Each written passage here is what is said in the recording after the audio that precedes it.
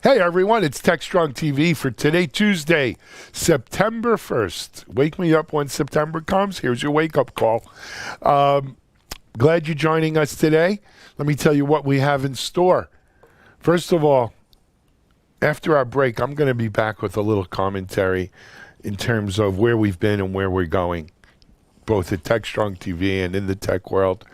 I thought, being that we saying goodbye to summer, moving into fall here in September, be a good time to take stock of what's happening.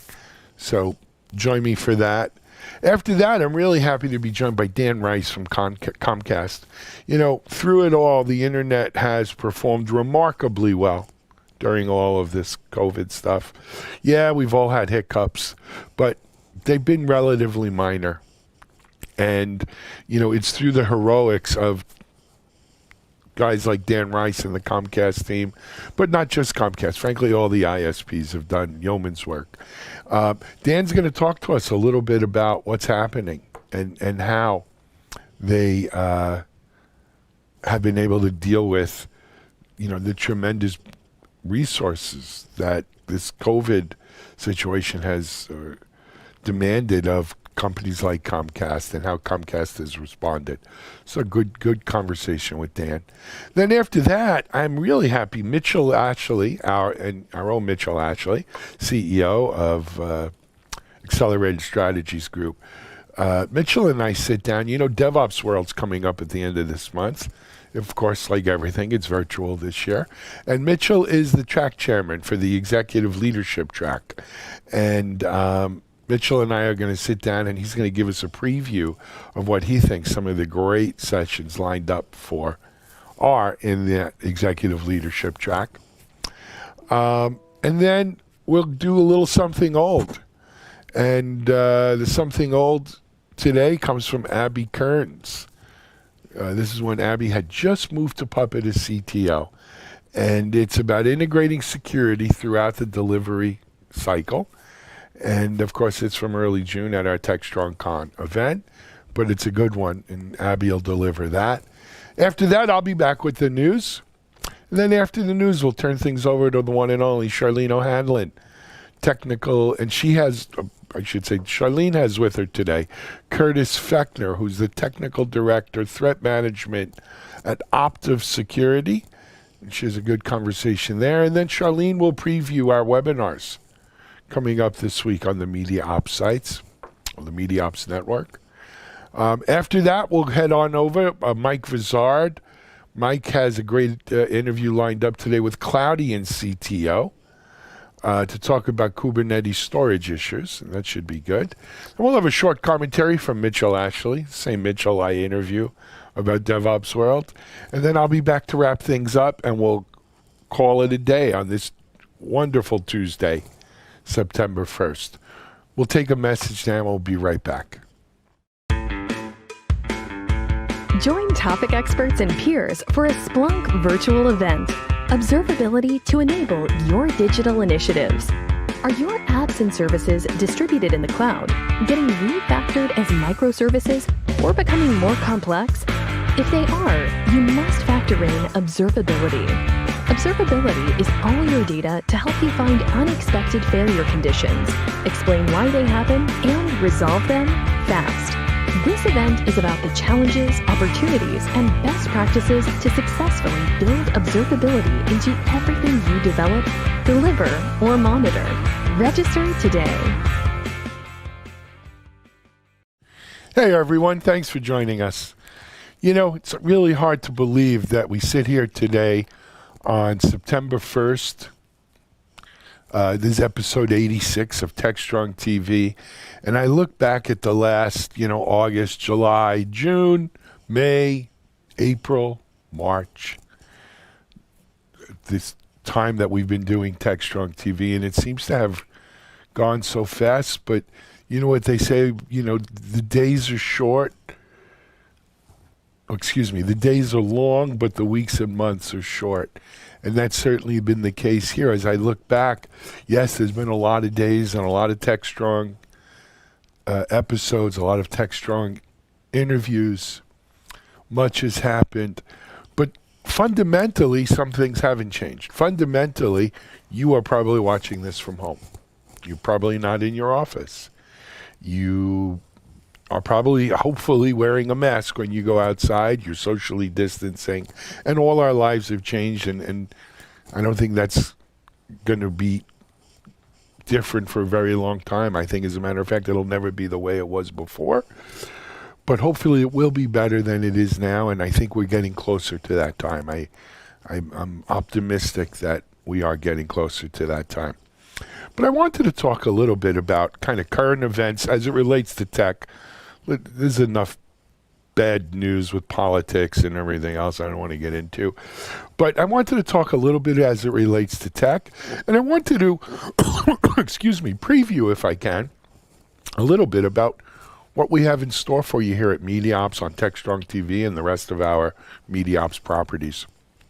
First of all, undeniably, in the midst of all of the suffering and calamity of COVID, there's been a few bright spots. And one of those bright spots is right here in our tech industry, right?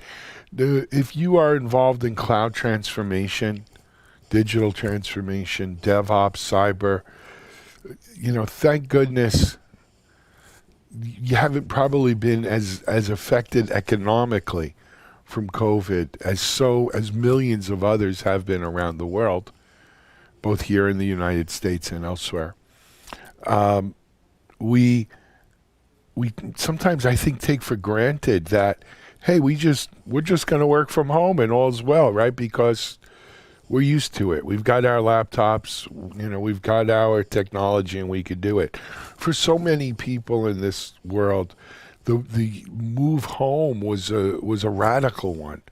The ability to sit at home and do your work remote, not with the interaction of your team, using Zoom where you've never used it before, or similar kind of tools, was a very, very different and substantial change. For us, it wasn't. I mean, for us, it was kind of, we're used to being on the road anyway, a lot of us. And a lot of us are very comfortable working and communicating and collaborating kind of remotely like that. And we have tools like Slack and, as I mentioned, Zoom and others that allow us to really stay in close contact with our team members.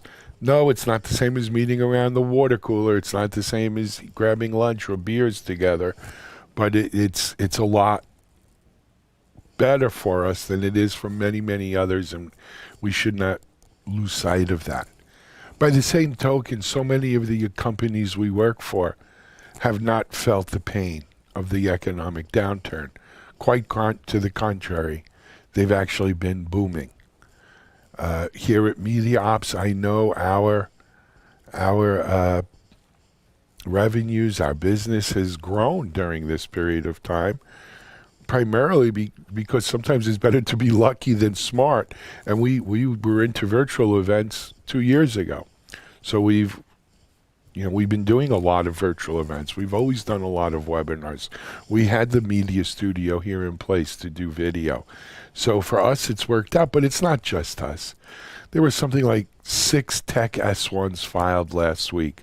So this gold rush to the IPO market, I think, is indicative of companies who are trying to cash in right now while the market is rewarding what they do and what's going on. Nevertheless, it's great to see some of the companies, some of our friends, my friend Shlomi Berayim at JFrog, and they filed an S1. So many companies are raising good, healthy rounds of venture capital during these times. And congratulations to them and more power. M&A activity, companies being acquired and sold while they haven't even met in person. It's kind of hard to believe, but it's taking place every day. And the reason for all of that is because the world is recognizing the power of our technology. I've heard people say that we've crammed 6 years of cloud transformation into 6 months. We interviewed There's someone who's going to appear on our show today, actually. Dan Rice of Comcast, who said Comcast has basically done 2 years worth of network expansion in the last few months. This is happening over and over and over again. As we move to more virtual, as we become more dependent on network and remote access, it's happening. There's been a lot of winners in the security world, right? Identity access management, cloud access, SaaS ops. These are all areas that I think we are seeing tremendous opportunity in, and these companies are all capitalizing. But again, there are companies that aren't. Companies that weren't part of this cloud, move to the cloud or digital transformation, or old line tech kind of stuff. They're not doing as well, as well as some of the leaders are, and they join kind of the rest of the economy. I think it's important for us to realize that even in a time where our stock market is up, really the S&P 500's entire growth during this has come from 6 companies in the tech space.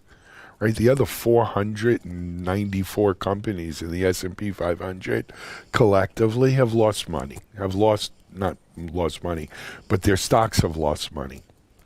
Right, and so, we are blessed to be in this world, and I think it's important for us to remember that going forward, that we're blessed to be in this industry. But with it comes responsibility. We have to keep leading the way. We have to keep providing the solutions that keep our economy going, that keeps people's lives moving. And if there's an old saying I tell my team here, if you're not moving forward in this business, you're dying. And never is it more true. So if you're a tech worker out there, count your blessings, that you have a job, that you're busy, that we have vital work to do, and thank you for it. And also be mindful of those of your friends and family who aren't. A common thing I see on LinkedIn is, hey, if you need help with a job, reach out to me. Not that we're in the recruiting business, though we are now with Recruit Ops. But if you need help, reach out to friends. There are jobs out there. And more than ever, we need good, qualified people in tech. So that's enough about where we are with that. I want to give you all a little bit of a preview, though, of what to expect this month, both here on Media Ops and I think more broadly, and going forward beyond this month. First of all, I think it's next week we have our DevOps India Summit. And this is a great example of making lemonade out of lemons. My friend Naladri Chaudhuri at Zalantro has run DevOps India Summit now this is the 3rd year. It quickly became the largest DevOps only conference in India over the last 2 years. This year, of course, it's not going to happen. There was something like 77,000 new cases of COVID in India yesterday. But Naladri came to us months ago, and we agreed to partner with him in taking DevOps India Summit virtual. And it's literally opened up the whole world to the DevOps India Summit. We have more people registered than we ever had in person, and they come from all over the world. The speakers, likewise, come from all over the world, including myself here. My friend Mark Miller from Sonatype and All Day DevOps will be keynoting with me. The speakers are global. The audience is global. While the event is called the DevOps India Summit, it's a global event. It's taking place during India time. So for those of my friends who are watching this in India or in the Asia Pacific time zone, Australia, New Zealand as well, check it out, DevOps India Summit. And it's a great lineup of speakers, and you don't have to get up in the middle of the night to watch it. So I highly, highly recommend that. While we're talking about virtual events, I have a few others that I'd like to bring up to you. October 1st, we have our 2nd annual Kube virtual event. And our Kubernetes virtual event is not meant to compete with KubeCon or Cloud Native Con. It's our way, it's our effort in shining the light on cloud native and Kubernetes. As a matter of fact, our keynote is Priyanka, the executive director of Cloud Native Computing Foundation, and we have more than several board members and TOC members who are presenting. It's a full day. The theme this year is operationalizing Kubernetes, and we think it's going to be great. It's going to be a great show this year. You can go to kubevirtual.com, I believe. It's Kube Virtual Summit, and register right now. It's free, as all of our virtual events are. We don't believe in charging admission for a virtual event because I think the kind of defeats the spirit of what we do in these virtual events. Not against other people if they think it's in their business model to charge to attend a virtual event, and there are definitely costs involved that need to be recouped, but we don't. And so I really encourage you to attend and register and attend for our Kube Virtual Summit.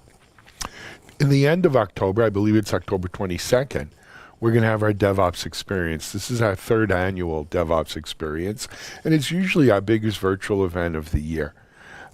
This year, of course, there's so much going on in October. There seems to be a virtual event every day in October, and a lot of them are great events. But October 22nd is our DevOps experience, and I'm really happy. So far, we've got two keynotes lined up. One is the one and only KK Kosake, who's the founder of Jenkins, was CTO at CloudBees, and now has left to start his own company that he'll tell us about. But, you know, KK has so much. He's so well respected in the community, and for good reason. He has such a great view on where the market is going, and he has so much to say about what we need to capitalize on it and where he thinks we need to go. So I'm really happy to have KK keynoting DevOps experience. We're also announcing a second keynote from the Deloitte Cloud team. And, you know, there are a few companies in the world that are dealing with as many different organizations that are looking to do cloud transformation across the board than the Deloitte Cloud team. And so we're really, really happy to be able to get a peek into that because I do think that cloud and digital transformation are driving DevOps, and in turn, DevOps is helping to drive cloud and digital transformation. We also have so many other great speakers lined up for DevOps experience this year. And we're still looking for more, actually. Check out DevOpsExperience.com for some information on who the great speakers are, sponsors, and so we also have a lot of surprises in store. We're going to try to make this one a little bit of a different DevOps show for you. Of course, as I mentioned, those are our virtual events this coming September, October. There are so many. There's DevOps World from our friends at CloudBees, and Mitchell and I talk a little bit about some of the speakers on there on today's show later on. Our friends at Gremlin putting on a great virtual event around chaos engineering that I believe we're sponsoring. Look, the whole world's going virtual in terms of these events, and so obviously there's no lack of them. It just seemed they all picked like October to do them in. But do check them out. There's really no excuse anymore. You don't have to get on a plane. You don't have to stay in a hotel. There's no big expense. And for many of them, even if you can't catch them live, you can catch them on demand. So please check out a lot of our virtual experiences. We have more shows lined up for you as well. We have some really unique virtual events that we haven't quite announced yet. One that we have, though, is we will be doing Predict in 2021 in January. Also, September 15th, we'll be rolling out this year's DevOps Dozen Awards. And for DevOps Dozen this year, we have some interesting twist on our usual. I think it's the 5th or 6th year of DevOps Dozen. So this is going to be a little bit of a different year. I don't want to let the cat out of the bag. In 2 weeks, we'll be live with that, and you'll be able to nominate your nominees to make the finals in this year's DevOps Dozen. Other than that, things remain busy at MediaOps. We You know, our little TechStrong TV here draws a crowd of 8,000 to 9,000 people a day watching this. And we're thrilled that you do take the time to join us, whether you're watching it on your computer or on your TV via Amazon or Apple TV or Roku, or on our mobile app or YouTube or whatever you have. Thank you very much for joining in. We try to bring a good mix of news, information, interviews to you. If you have an idea, though, for someone or something we should be talking about, we'd love to hear from you on that as well. You could use our community Slack channel at devopstv.slack.com, or you could even email us here at techstrongtv@mediaops.com. So we'd love to hear from you on that. And I think, all in all, as we sit here today, as I say at the end of every show, I hope you're safe, and we hope you're well. We hope you're strong and TechStrong. We had no idea how long this was going to be going on when we started. I don't think we're ending this one anytime soon either. So as we say goodbye to summer and say hello to fall and get ready for winter, stay with us here on TechStrong TV. We're going to keep trying to do what we can to keep you informed and entertained in what's happening in our corner of the tech world. Thanks for watching, and we're going to go grab a quick commercial right now and be right back.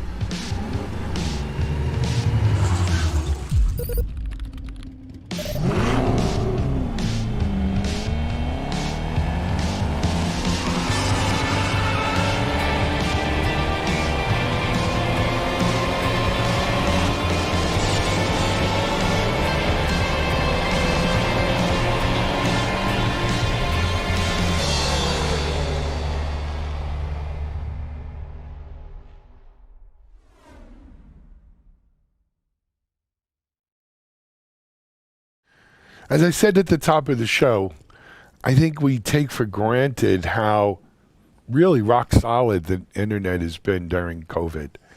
And though it has been, we shouldn't lose sight of some of the extraordinary efforts taken on by many of the major ISPs in the world, not just in our country. And Comcast is one of them.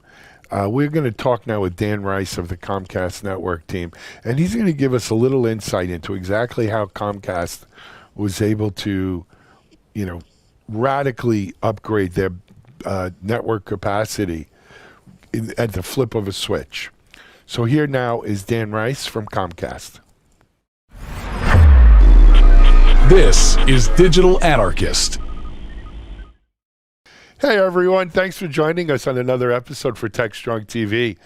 In this episode, I want to talk to you all about a little bit something, we talk about frontline workers and how important they are. Well, our internet access and our cable access is part of that front line as far as I'm concerned. I have Dan Rice from Comcast with us today, and Dan's going to talk to us a little bit about some of the steps and programs Comcast has instituted during these COVID situation that we find ourselves in. Hey, Dan, welcome to TechStrong TV. Thanks, Alan. I appreciate you having us on. My pleasure. Dan, I guess we should start by introducing you, kind of yourself, your position at Comcast and what you work on. Yeah, so I lead Comcast Access Architecture and Technology Group. We develop a lot of the new technology that's used to connect broadband from our large data facilities through the fiber optics and coaxial cable to the individual home up through the gateway that sits inside of the home. And we manage and develop all the new technology that's used there to make sure there's enough network capacity and performance to deliver on the things that people are wanting to do over their internet connection. Absolutely. And of course, Dan, our audience, most of the people watching us out here today are working from home, right? They're not able to go to their office for obvious reasons. And never have we seen how more important it is to have home internet access, to have access to your home, because it's how we order food, it's how we get our information. It's how we exist. The fact, how many of these Zoom meetings do we all do now? And it's we talk about critical infrastructure and frontline vital kind of services.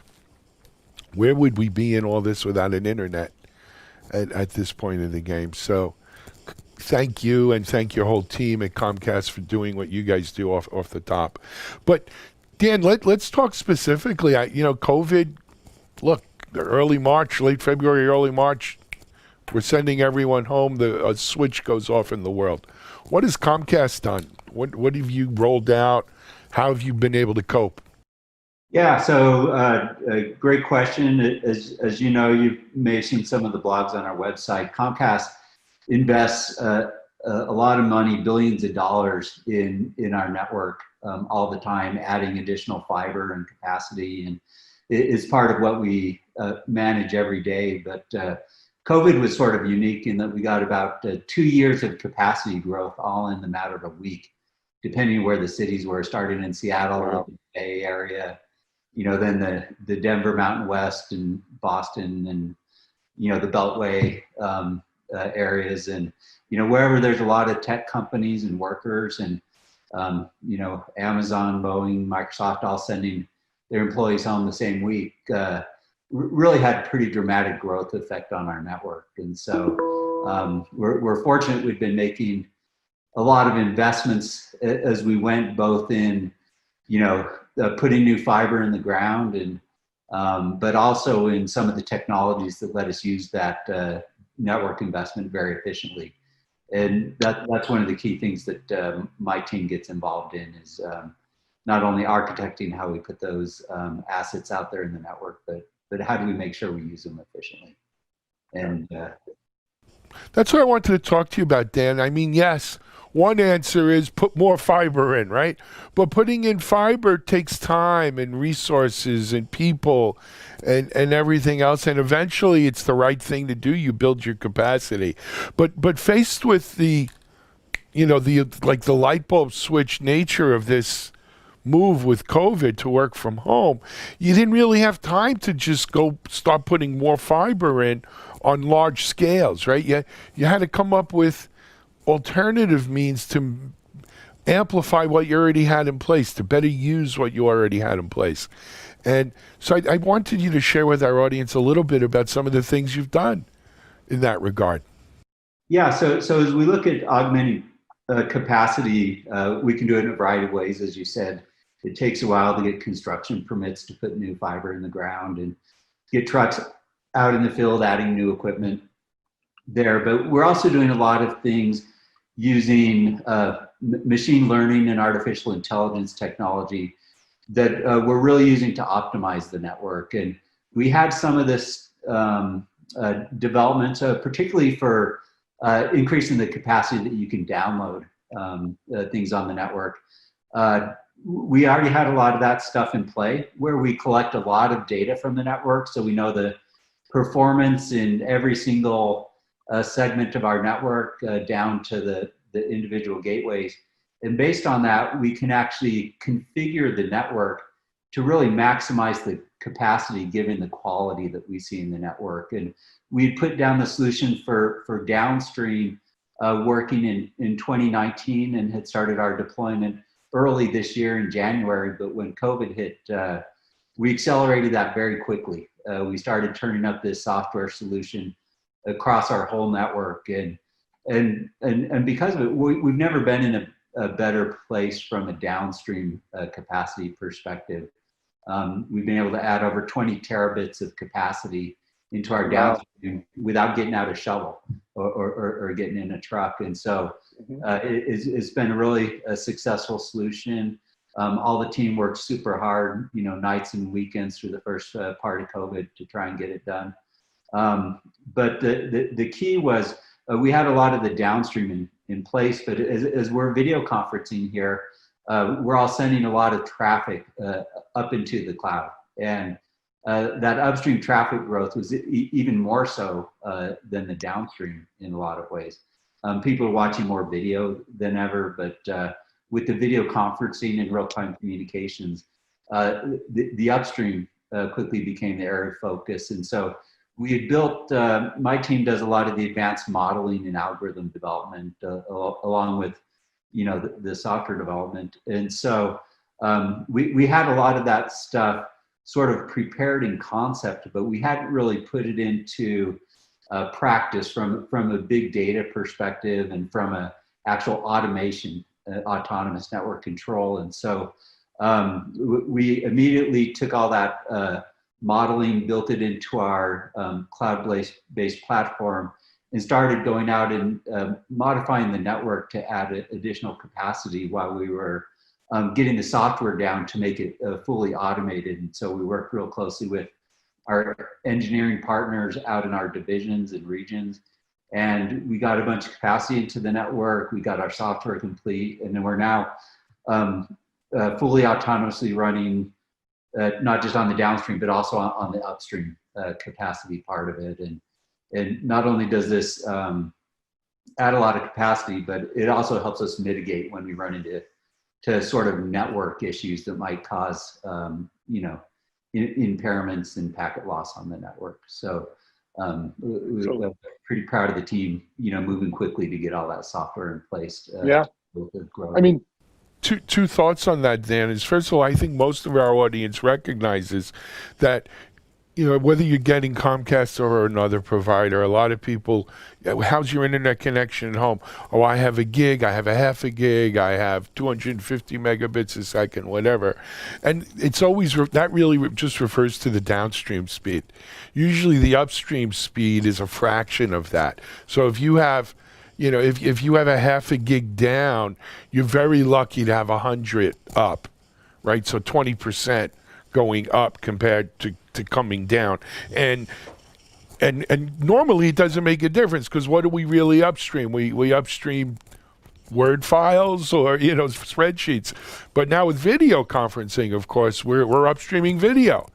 And so all of a sudden that upstream number makes a big difference. And it has us, going out and doing this. The second thing is, when we look at the nature of coaxial cable, I don't know anything, to tell you the truth, compared to what you would know. But the nature of it on the ring and everything else, architecturally, this was, this is like, doing open heart surgery while the patient's heart is beating, right? You got to make these changes while people are still online. And to top it off, your people are working from home too, right? I mean, a large percentage of your people had to go home. So, I mean, this is like walking on the high wire without a net. And tell us a little bit. I mean, yes, they worked weekends, and yes, they worked nights, but I mean, this had to be kind of touch and go-ish there for a bunch. Yeah, for sure. We're working super hard on behalf of our customers and wanting to get there. And, the mix of traffic on the network is something that's evolved over time. Back when the internet first existed, and it was primarily, looking at web pages or sharing email and, primarily downstream traffic. And then we went through phases of file sharing to video streaming and now video conferencing, real-time communications. And so that's something that's sort of adjusted, and network operators manage their capacity accordingly, depending where the demand is. And the cable network's actually very flexible. We have a lot of tools where we can, balance, between the uploading and the downloading to meet what's out there on the network. And just with the COVID, it was a pretty fast shift, and we're glad we were able to use some of those tools to be able to respond quickly. Absolutely. So Dan, one of the things I've wanted, and I'm glad you're on the show because it gives me an opportunity to get some answers on this. How do we, like QoS-wise, quality of service-wise, not we, because I'm not part of it, does Comcast prioritize, let's say, healthcare facilities or government, kind of real frontline stuff versus, maybe stuff that's not quite as urgent in term, or is the network capacity such that you don't have to worry about it? Yeah, no, we'd be very careful to, try and treat all traffic similarly. We want to make sure that everyone gets the best services out there. And so we really focus on making sure that the network has enough capacity to support everybody's needs and in a way that, the performance is really good. Yep.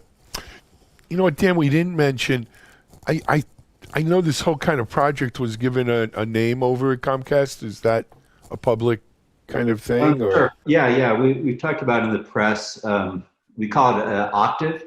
And the way we came up with it was sort of fun. We before COVID, our headquarters in Philadelphia, a lot of the folks are in Denver. I'm in Denver, but a lot of the teams in the Philadelphia area.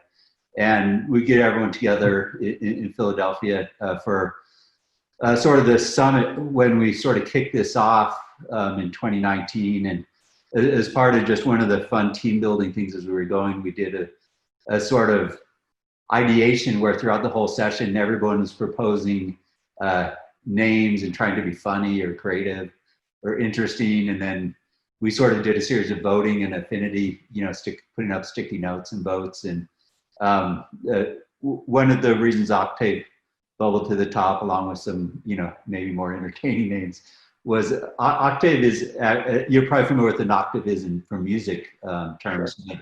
It's also RF wireless networking term that means I've now doubled the bandwidth that I'm using. And that was our goal for Octave, really, is to be able to double, the capacity on the network through autonomous machine learning and optimization.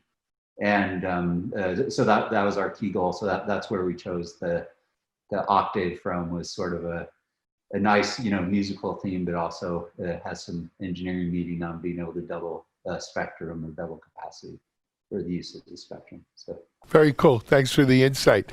Dan, just another question or two. Look, as we sit here today, it's beginning of September here, end of August, and unfortunately, we're still, for most of the country, wearing our masks, social distancing, working from home. I mean, things are not normal, or maybe it's the new normal. It's not the normal it was back in early March. But you guys have, Comcast has, with this program, and you're installing more fiber. We're responding. And, as I said, overall, it's been really good. But there must have been moments back in early March when this was going down where you kind of said to yourselves, or I'm assuming, my goodness, this is a challenge we haven't faced before. Are we going to be able to do it? Or looking back on those early days, what do you think was the biggest sort of kind of thing that kept you up at night that really, did you ever doubt that you'd be able to deliver? Yeah, sure. So I think if, a year ago, someone would have said, every single person in America is going to go home and start video conferencing at the exact same time, I would have said, you're crazy. That's not how networks work. Every network out there, whether it's your mobile network, your broadband network, they're all built around, sort of assumptions of, how networks get used, and that dramatically changed. And so, for sure, when we saw that start to happen, particularly in the Northwest and California, it got everybody's attention.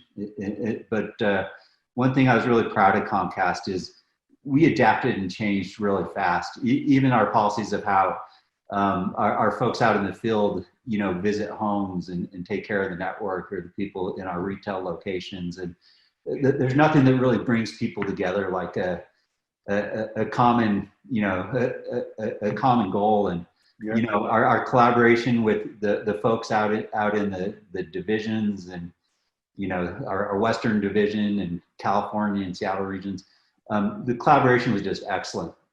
Between the headquarters engineering, the sort of operations managers, and then the folks actually out in the field.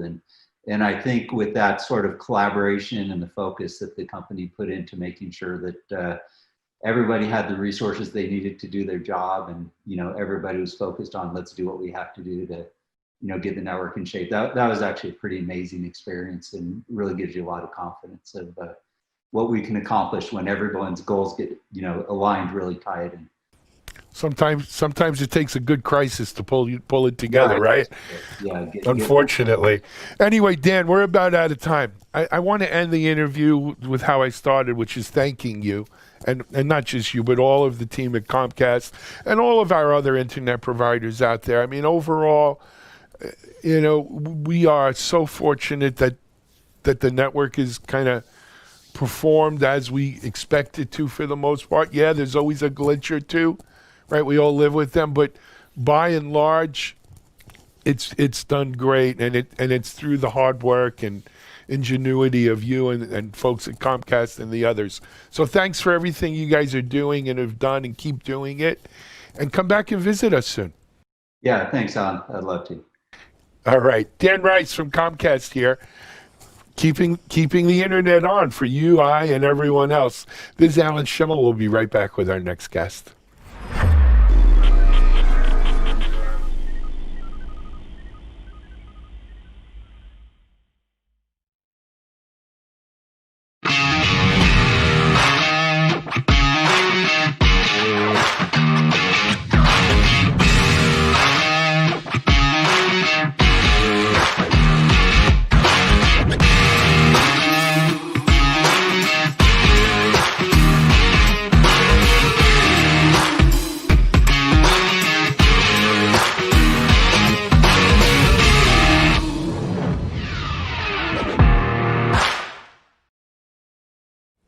Later this month, Cloudbees puts on DevOps World. This, of course, will be the first one that's virtual. It's always been one of my favorite shows to attend, whether it's the European or the U.S. Version. Of course, this was supposed to be in Las Vegas before everything happened and was put over. So, DevOps World Virtual. It'll be here. I think it's September 22nd to the 24th. Our own Mitchell Ashley is the chair for the executive leadership track. And I sat down with Mitchell to talk about what were some of the sessions that he's excited about, what you should be excited about. And Mitchell and I had a great conversation on it. So here now is my conversation with Mitchell about DevOps World coming up the end of this month. This is Digital Anarchist. Hey everyone, thanks for joining us for another episode here on TechStrong TV. My guest this episode it's kind of an insider episode today. I'm really happy to be joined by my friend, partner in Accelerated Strategies Group, CEO, founder of Accelerated Strategies Group, and he also helps us here in Media Ops, Mitchell Ashley. Hey Mitch, how are you? Alan, good to be here. Director, chief bottle washer, CEO, door greeter, all of the above. Well, you're on the other side of the camera now. But in some ways, you're always on the other side of the camera, aren't you, Mitchell? No one's ever inside the camera. Yeah. No, that's true. So on the side. You have a good point there. That's pretty profound. Anyway. Pretty heavy for whatever day of the week this is. Yeah. It's Tuesday, and I barely got by Monday. So, Mitchell, I wanted to talk with you today. I know DevOps World is coming up, which, of course, is a big Cloudbees event, and you are the track chair for the executive tracks for DevOps World. And I thought leadership track, yes. And I thought it would be a nice thing to do, maybe a good catch-up to see, hey, what's going on in DevOps World, especially with the leadership track, and maybe if you wouldn't mind previewing to our audience a little bit about, what are some of the highlights that we can look forward to, what they should be thinking about. What are you excited about, for these tracks? Yeah, number one, this is a brand new thing. So DevOps World has been a great successful conference, and one of the things I think that the Cloud Beef folks recognize is there's leadership topics, but there was never really a home for it.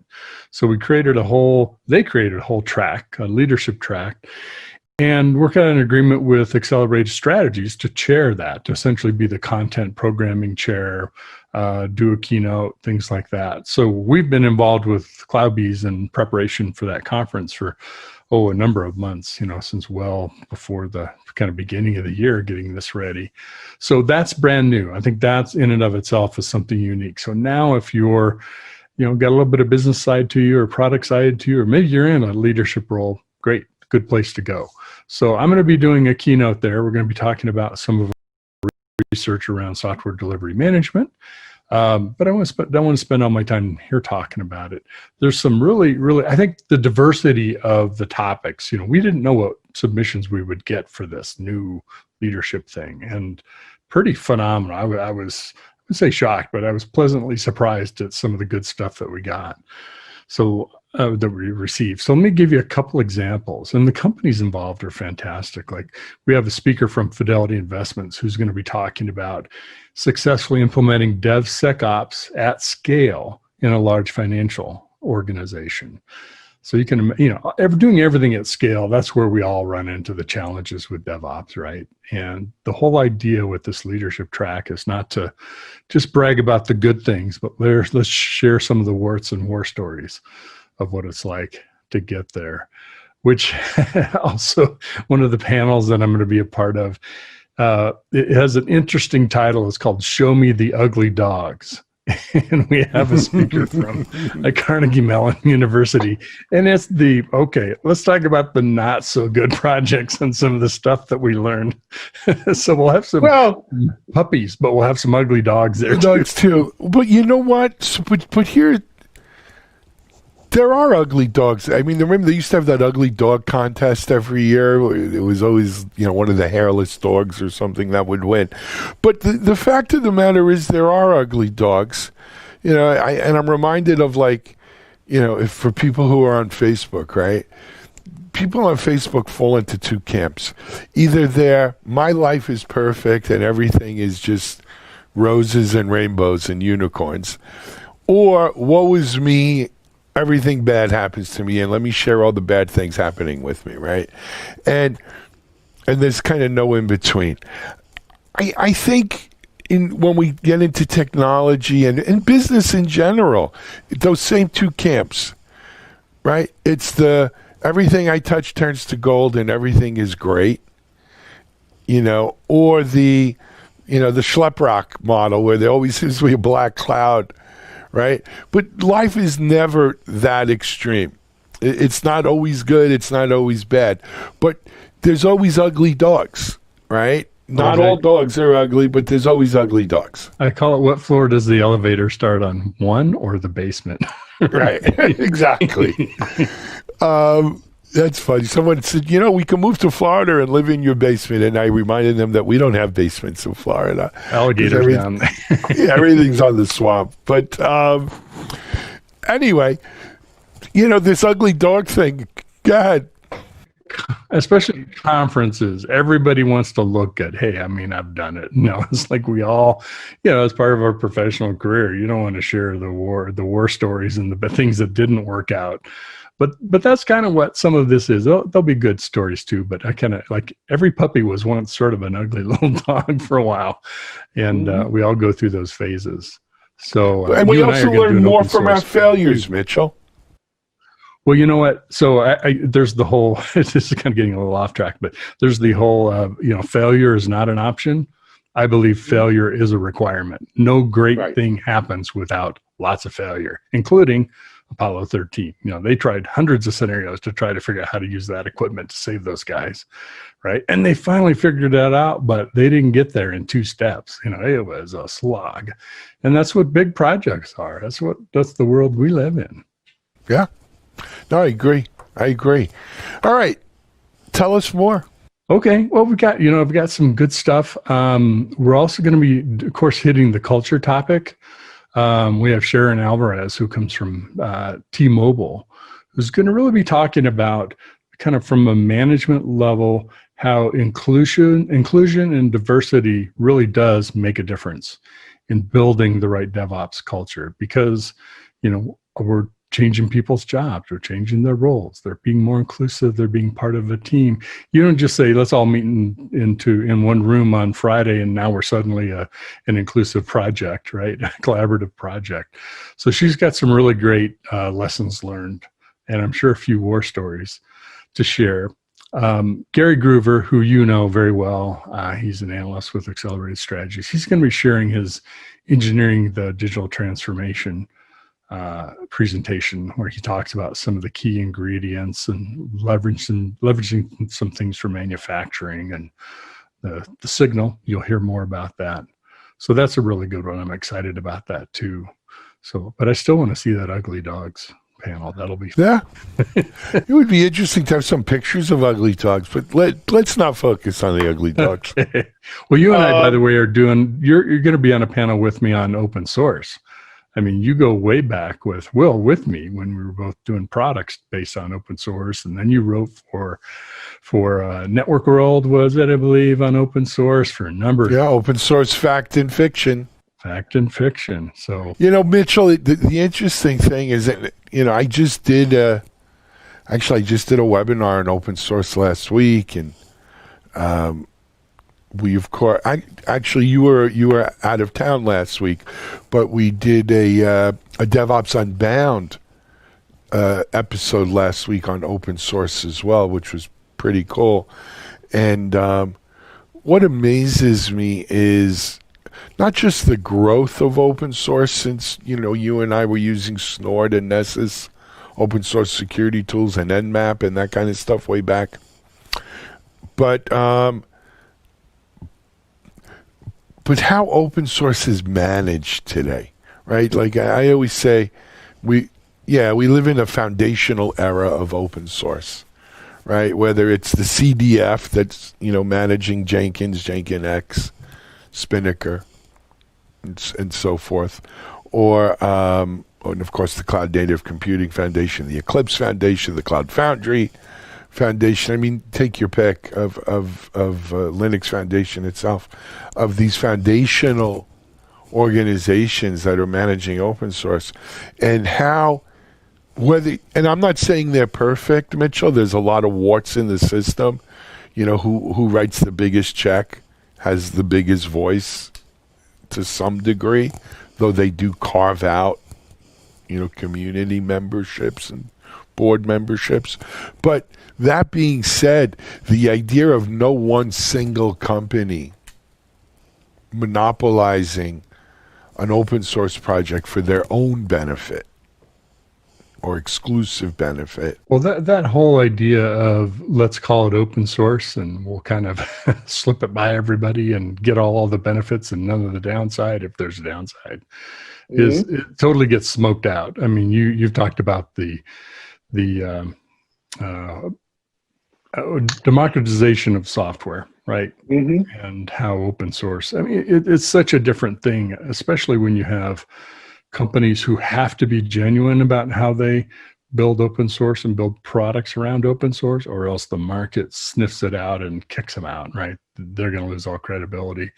And then on the other end, you have big companies like Google creating Kubernetes, right? And giving that to the industry, really doing it as open source, and in a fairly benevolent way. I don't know if you can ever describe Google as benevolent, but it's enough that everybody will adopt it. And it's a major part of our software fabric today, our infrastructure code. So it's changed a lot. And we're going to be talking, I'm interested to get your and some other people's perspective on, so what's next? Where's it going? What's going to happen with open source? Is it just keep rolling on with what we're doing, or is something new coming, new kind of model? I mean, you mentioned Google and this whole brush up that happened with Istio, and Google helped form this new organization that manages not the source code but the IP of an open source project. So the idea of bifurcating source code management and shepherdship, stewardship is a better word, for the project itself versus a separate organization that manages the IP ownership, everything beyond the code of a open source project. Yeah. Is there anything else like that? Is there? That was really a first with what Google did there. No, it as far as we know. But Mitchell, I'll remind you that when we were back at Still Secure in the early 2000s, 2001, 2, 3, 4, 5, and we were working with Snort, and Nessus hadn't been closed. Yes, I think it was up to 2.7 when it was closed, and maybe some of the Nmap stuff. There were a couple of things we always had to make sure of. Number one was the decoupling, right? You couldn't, because you had to decouple code and calls you were making from that underlying open source, because once it was too tightly coupled, you had to release your software as open source. Became right? part of the GPL2 license. Well, then Yes. Later 3 came along, and it was even more. Yeah, remember? So we had to do the decoupling, and then the other thing was the acknowledgement of the components, right? You had to put kind of your bill of goods or whatever you want to call it, bill of materials, and you had to have Snort with the trademark or whatever it was. You had to acknowledge that was not just an open source project, but that it was in fact owned by, well, in Snort's case, it was SourceFire and Marty Roche, or, Tenable with Nessus and so forth. So there always was the acknowledgement that the IP ownership of an open source project was different than the code itself. The code was free as in beer, and to a certain extent free as in freedom. The IP ownership was not. It was always carved out.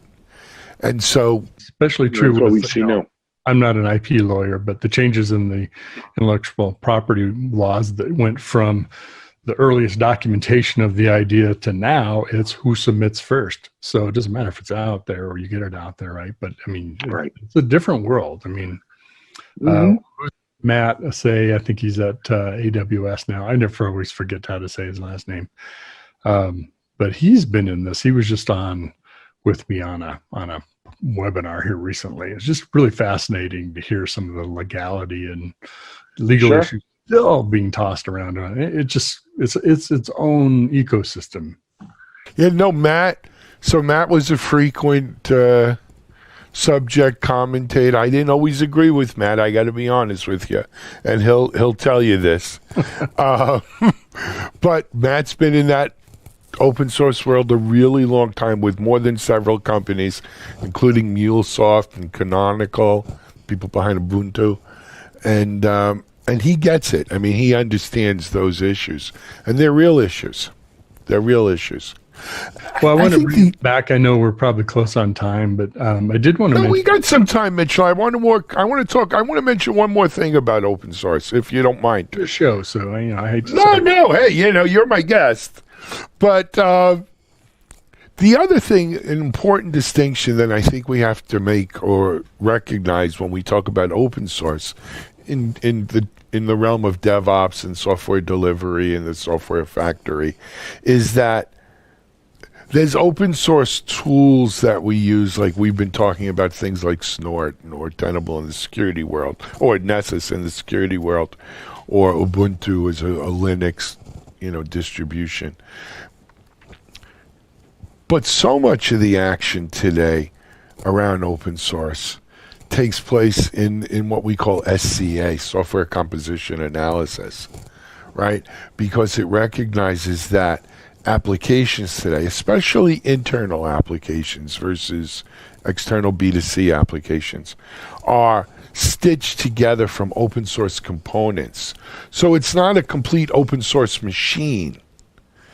Pieces of that application are open source, pieces aren't. And I think beyond the security issues of that, the licensing issues of that, and back to what we were saying before about how the software is constructed, can create some potential issues that we haven't even scratched yet. So you talk about what's next, right? Did your use of certain open source components and how you're linking them or using them render your entire application open source? Well, it makes you wonder what kind of new licenses we'll see come about. I mean, Apache and things like that gave us a lot of flexibility. Some of the limitations around linking code, the GPL, the GPL days. Sure. But like you said, software is constructed much differently, right? It's much smaller components, and open source can appear sort of like almost like libraries used to as part of code, right? Well, that's what they've become. Essentially. Kind of the equivalent today, and we're talking about serverless, and who knows what's, we can all speculate on where that's going next, but certainly getting smaller and getting more dynamic, and I think there'll be more and more open source in it. But that, that's just the kind of, you've really opened up a nice examples here of the kind of dialogue I think we'll have on this panel. I think it's be a great panel. Looking forward to it, Mitchell. It'd be a lot of fun. I also want to mention that we have, her name is Maria Schwinger, who comes from American Family Insurance. She's going to be talking about AI. I'm always a little suspect when people say AI, right? Okay, is it a case statement, if then else, right? AI? Are we really talking about true machine learning, and I happen to get to spend some time around a few experts. I'm not one, but to learn a bit about that. But she actually has some really good experience with there, and also some time that she spent at Deloitte, applying it to testing and some continuous integration deployment, kind of right at the center of the DevOps process, as well as some security things and some other aspects where they've used AI. So I'm really curious to have her give her talk, because I think as leaders, we're overrun by buzzwords, and our industry is the worst at, well, okay, if that's the new thing, the new shiny object, I'll call my product that, right? And then the people with the budget have to decide, well, is that really something? Is it real? And how do I know? And so hopefully that'll hopefully educate all of us a little bit about what some AI uses are in today's real world applications. Absolutely, very cool stuff. American Family. Madison, Wisconsin, up that way. I think you and I have been there, Mitchell. We've been there several times. Yeah. Yes. Mm-hmm. I hear ring a bell. What else? What else are you looking forward to at DevOps World? So I've just talked about the leadership track, that's happening within the conference, and there's a community track, there's a CDF sessions, there's practitioner sessions. There's of course a lot of things about CloudBees and Jenkins, and how to improve speed and scale of doing data-driven DevOps and things like that. I mean, the list is the content for this is pretty phenomenal. So I'm looking forward to it. I'm kind of figuring out how am I going to digest all this. If I can get to watch it all, I'm not sure I will be able to, but it happens over 3 days. What are the dates, The 22nd through the 24th of September. So just the end of this month, we just are kicking off a new month here. So there'll be the nice thing, I think, too, about what I really appreciate that the CloudBees folks have done. This started around Jenkins World, right? And they still have a very kind of neutral ground for other vendor companies to be there. So, you'll see people like GitHub's giving talks, or people are talking about using GitHub API with Jenkins plugins and things like that. So it's not, and I can tell you from working in behind the scenes as part of the selection process, they are very rigid about no advertisements. This is not a product commercial. Do not come here and do that, or you end up on the wall of sheep or something, I as it should be, quite frankly. As it should be. So I think that, that's one of the commitments that, that conferences like that do, is we're not going to turn this into product commercials. How many times have we been to something like that? And it really is, practitioners, people of substance talking about their real world experience with, pipelines and policies and compliance and of course, CI/CD and all kinds of development topics. So I think it'll be a great event. I'm excited to be part of it. I'm excited you'll be there. You'll be on that panel with me and some other accelerator folks and a lot of non-accelerated, non-media ops folks too. So it'll be a really good mix. Yep. Mitchell, sounds like it's going to be great. I'm looking forward to it. You know, as someone, I've been going to DevOps World since before it was called DevOps World. I've been through Jenkins World, then DevOps World, Jenkins World, and now just DevOps World. This is the first one that's totally virtual. Looking forward to them being in person again. But I think it's going to be great, and I'm looking forward to it. And you know what, Mitchell? I'm sure with you leading the track, it's going to be a great executive track. So, well, thank you. Checks in the mail. I appreciate that. All righty. Hey, Mitchell Ashley, founder, CEO of Accelerated Strategies Group, and the track chair for the executive tracks at DevOps World coming up September 22nd to the 24th on a computer or device near you. This is Alan Schimmel for TechStrong TV. We'll be right back with our next guest.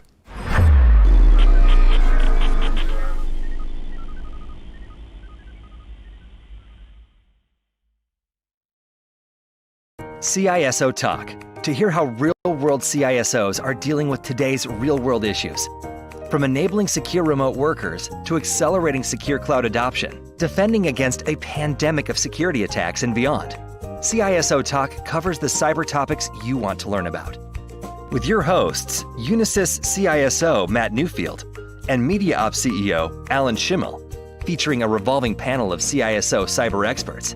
This is where CISOs talk. Join us on digitalanarchist.com and techstrong.tv. You know, TechStrong Con was, I believe, June 4th. It was just a week or two before that Abby Kearns was announced as the new CTO for Puppet, moving over from executive director of the Cloud Foundry Foundation. So we were really happy to have Abby present on integrating security throughout the delivery cycle at TechStrong Con. I think you'll like this presentation too. Here's Abby Kearns from TechStrong Con back in June on integrating security throughout the delivery cycle.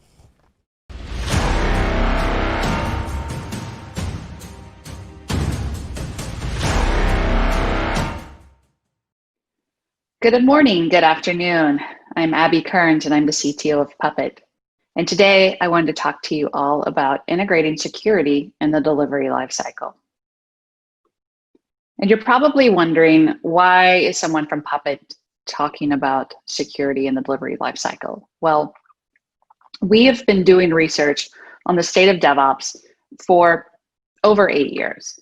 In fact, over that time, we have talked to over 33,000 technical professionals around the world. And we've been thinking about DevOps for even longer than that. So for us, DevOps is something that's deeply intrinsic to who we are as Puppet. In fact, our last report into the 2019 State of DevOps focused on the most challenging aspect of DevOps, integrating security practices. Because realistically, at the end of the day, security should be part of the life cycle, but that's so difficult for so many organizations. In fact, security is often seen as a bottleneck in the larger DevOps initiative. But why is it so hard? I mean, why is it so hard to make sure that security is part of that delivery lifecycle, that you're adding that to the pipeline? Because DevOps is first and foremost about people and culture. And culture is often defined by how you incentivize people to do their job. DevOps teams are incentivized to build and deliver new features so they can get to market faster, which gives companies that competitive edge. Security, on the other hand, isn't often thought of as a competitive differentiator. In fact, the bottom line is that, and this is the perception for most people, is good security just doesn't pay the bills. So it doesn't get prioritized. So why should we care about this? Well, from a business perspective, integrating quality and security earlier in the software delivery lifecycle is cheaper than the alternative. In fact, according to a recent study by IBM System Science Institute, it cost 6 times more to fix a bug found during implementation. 6. Now let's get into testing. And testing is 15 times more expensive. And finally, once you're in production, it is 100 times more expensive. 100 times. So when you think about it, building security practices from the start is simply a good business practice. But I get it. This is hard. It's so hard. How do you balance all of these things? We had an opportunity recently to partner with Snyk on their DevSecOps Insights report, which is based on a couple of different reports, including State of DevOps and State of Open Source Security reporting. But at the end of the day, it's us partnering with Snyk to really look at how are these things coming together today. And in that report, they found that not only are the number of vulnerabilities exponentially increasing year after year, but the majority of those vulnerabilities are found in indirect dependencies. In fact, most developers aren't implementing sufficient testing to catch the vulnerabilities. And even if they are aware of a vulnerability, it can take years to fix. I was talking to one of our customers recently, and they were telling me about they can only fix about 10% of vulnerabilities due to the heavy manual processes and general framework in order to address those vulnerabilities. Because the business never wants to take down a revenue generating application, for them it could take 90 to 180 days just to get an open window to do the patch. And so when you think about that combined with some of these other stats, it's really difficult to figure out how to balance both the idea of getting code to production quickly, but really addressing security concerns quickly as well. So when we start to think about these two challenges in organizations, we started to look at some of our recent data and say, okay, if we're really tracking over the last 8 years, what organizations are doing from a DevOps standpoint? What are they doing well? Where are the challenges? And then also starting to align that with the data we saw from on the security side. Okay, what are some of those challenges and how are organizations around the world starting to mirror and build in better practices? And so what if we pulled those together? What if we really looked at how those things intersected in organizations today and where they would like to go? So for us, we thought a lot about that when we put out our last report.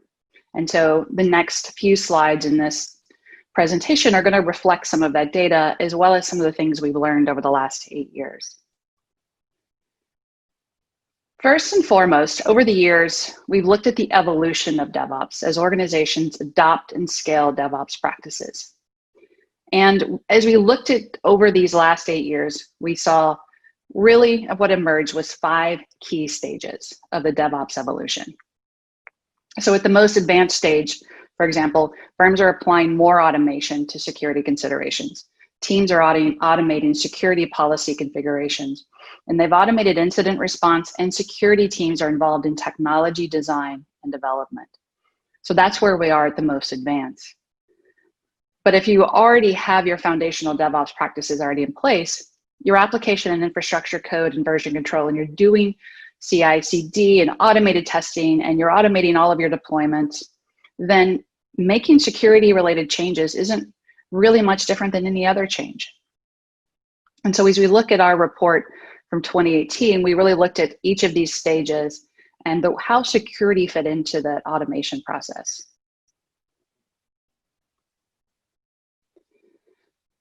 One of the most interesting stats from this report is that 22% of firms at the highest level of security integration are also in an advanced stage of DevOps evolution.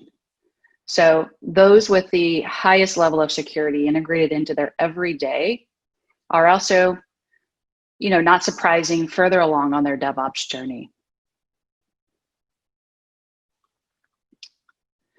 But we also found that as security becomes more integrated, confidence in their security posture as an organization improves as well.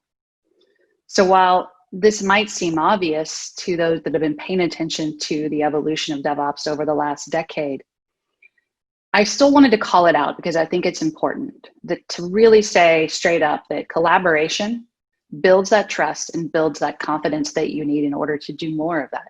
So this becomes very much a self-fulfilling prophecy. And that applies to DevOps, but that also applies to the way that you think about security on an ongoing basis in your organization.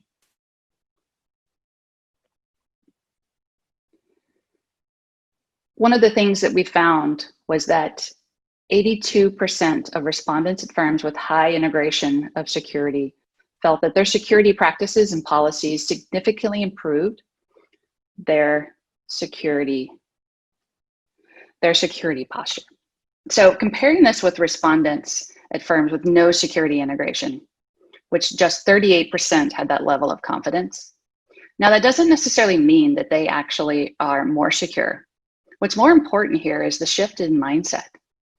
While there's no integration, there's usually a lack of understanding of the work involved in security and a lot of cynicism. But when the teams are integrated, there's a shared understanding and people feel like the things that they're being asked to do really deeply matter, which, given that we're human, makes us more likely to do the work and it's more likely to show up that way. So for us, we wanted to know which practices had the greatest impact on these teams' confidence and what really challenged and enabled these teams to show up in the way where they could support and build that collaboration necessary in order to be successful. And interestingly enough, the practices that require strong collaboration and sharing amongst teams were actually the top confidence builders. It's not just about shifting security checks left. It's about fundamentally changing the way everyone works earlier in that pipeline. In fact, we've identified the top 5 practices that organizations do today that improve that security posture. Number 1, security and development teams collaborate on threat models. Security tools are integrated in the development integration pipeline, so engineers can be confident they're not inadvertently introducing known security problems into their code base. Security requirements, both functional and non-functional, are prioritized as part of the product backlog. And that, of course, is assuming there is an agile framework in place today, but the idea is that it's part of that backlog and it's part of that ongoing conversation and assessment. Infrastructure-related security policies are reviewed before deployment. So you're having that conversation earlier and often. Security experts evaluate automated tests and are called upon to review changes, particularly those in high-risk areas of the code, such as authentication systems, cryptography, etc. But really starting to bring that expertise into the conversation earlier, more frequently, and making sure that it is a constant, you constantly have an eye on that. And at the end of the day, it all comes down to collaboration, because collaboration builds trust and trust builds confidence. Our third key finding in this report was that integrating security leads to real business outcomes. At the highest levels of security integration, firms are able to deploy on demand more frequently than their peers. In our reports, we've always asked about deployment frequency, but this year we asked 2 questions about deployment frequency. How often can you deploy versus how often do you deploy? Because we know of enough organizations today that can deploy more frequently than the business or their customers even require. In fact, 61% of highly integrated organizations are able to deploy on demand, compared to 49% of organizations with no integration. This is a significantly higher rate than firms at all levels of integration. So really taking that time to think about how that security integration really feeds into that on-demand idea that you have.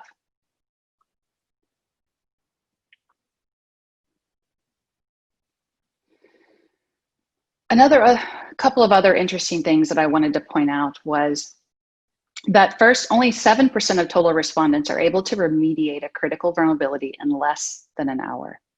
7%. The majority of respondents in this last survey were able to remediate in less than a week.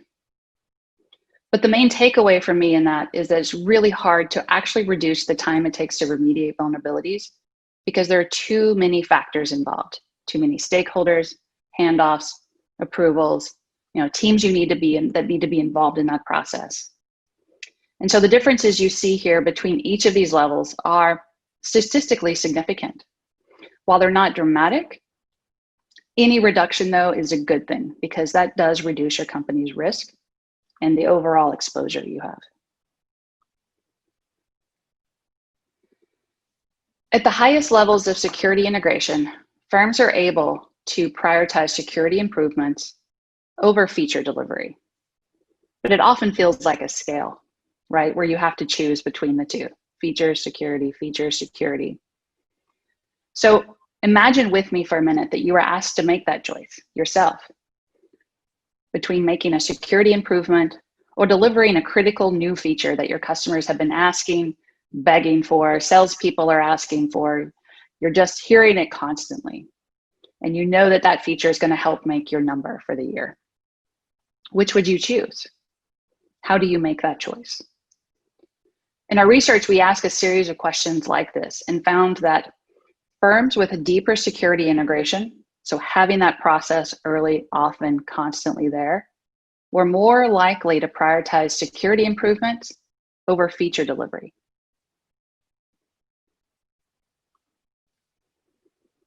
Additionally, those organizations are able to stop a push to production more effectively if a vulnerability is found. Now imagine with me that you're about to push this new feature to production and you discover a critical vulnerability is part of that package. You get the CVE alert, you see it, what would you do? Most people would stop the train. They would just stop, we're done, we're gonna patch this, we're pushing this down the road. But if an organization is at the highest level of integration, they have that security process as part of their pipeline, then they're more likely to do so for all types of security issues. So they're really bringing that frequency up.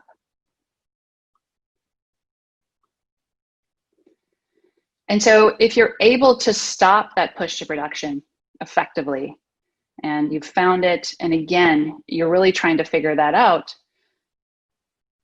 based on where you are in your security integration, or when you would think about addressing that. And I wanted to show this graph mainly because I thought it was super interesting that when you're fully integrated, you've got that full integration of DevOps, and security is a critical part of that automation.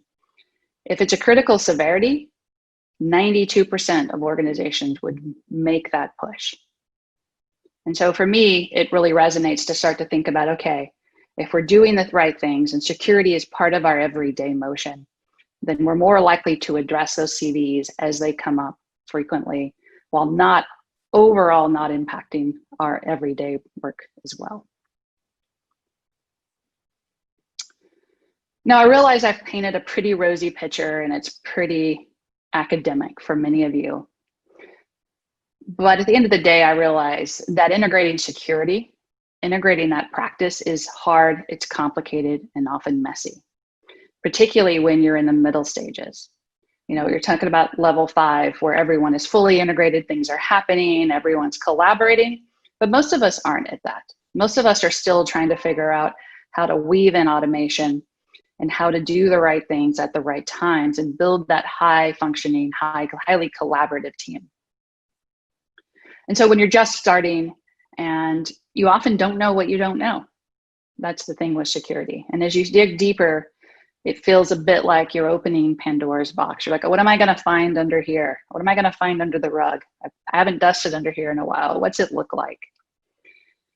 And you see all the duct tape and glue that's been holding everything together, and all of a sudden it's out. It's in the open.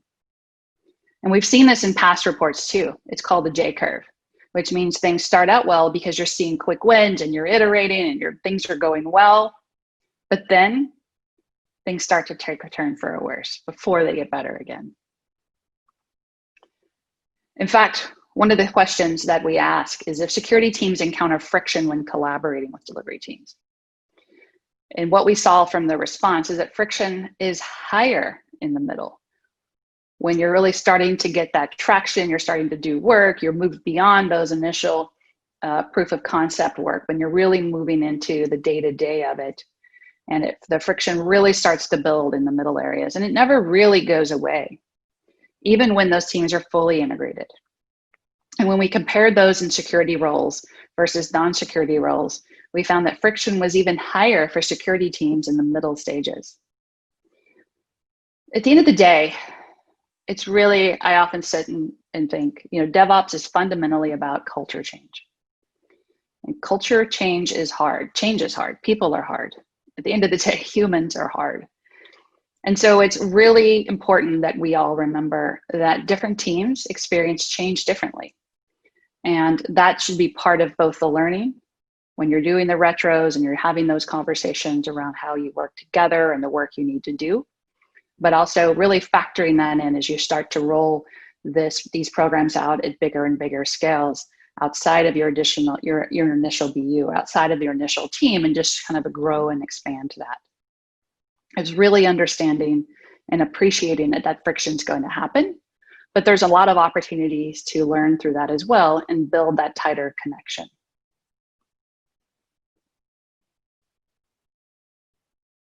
One of the big reasons we hear for not integrating security is that it'll slow things down.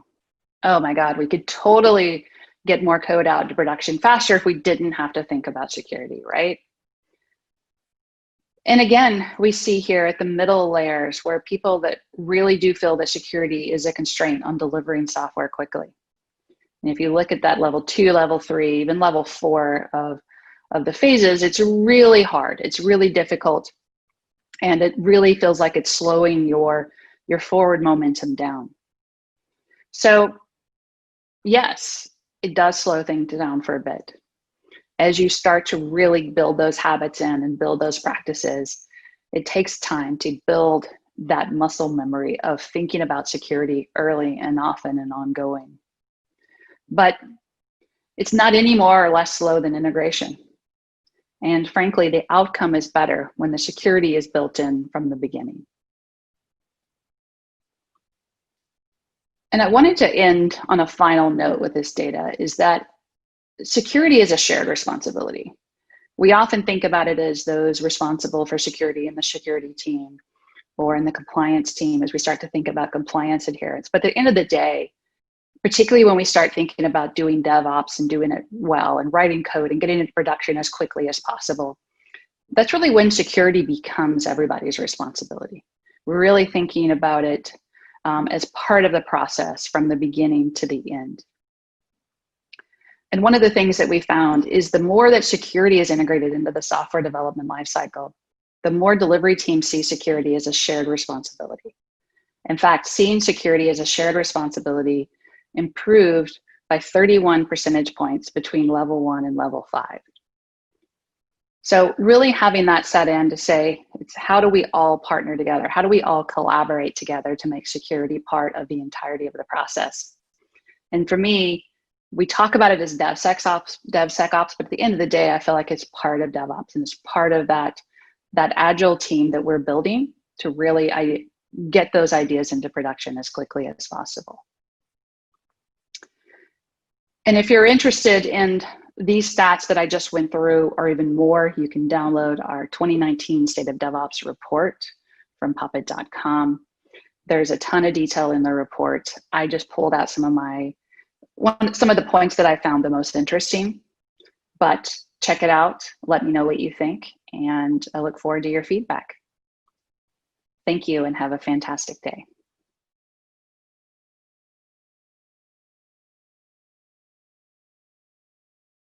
DevOps.com is the #1 online destination for DevOps education and community building.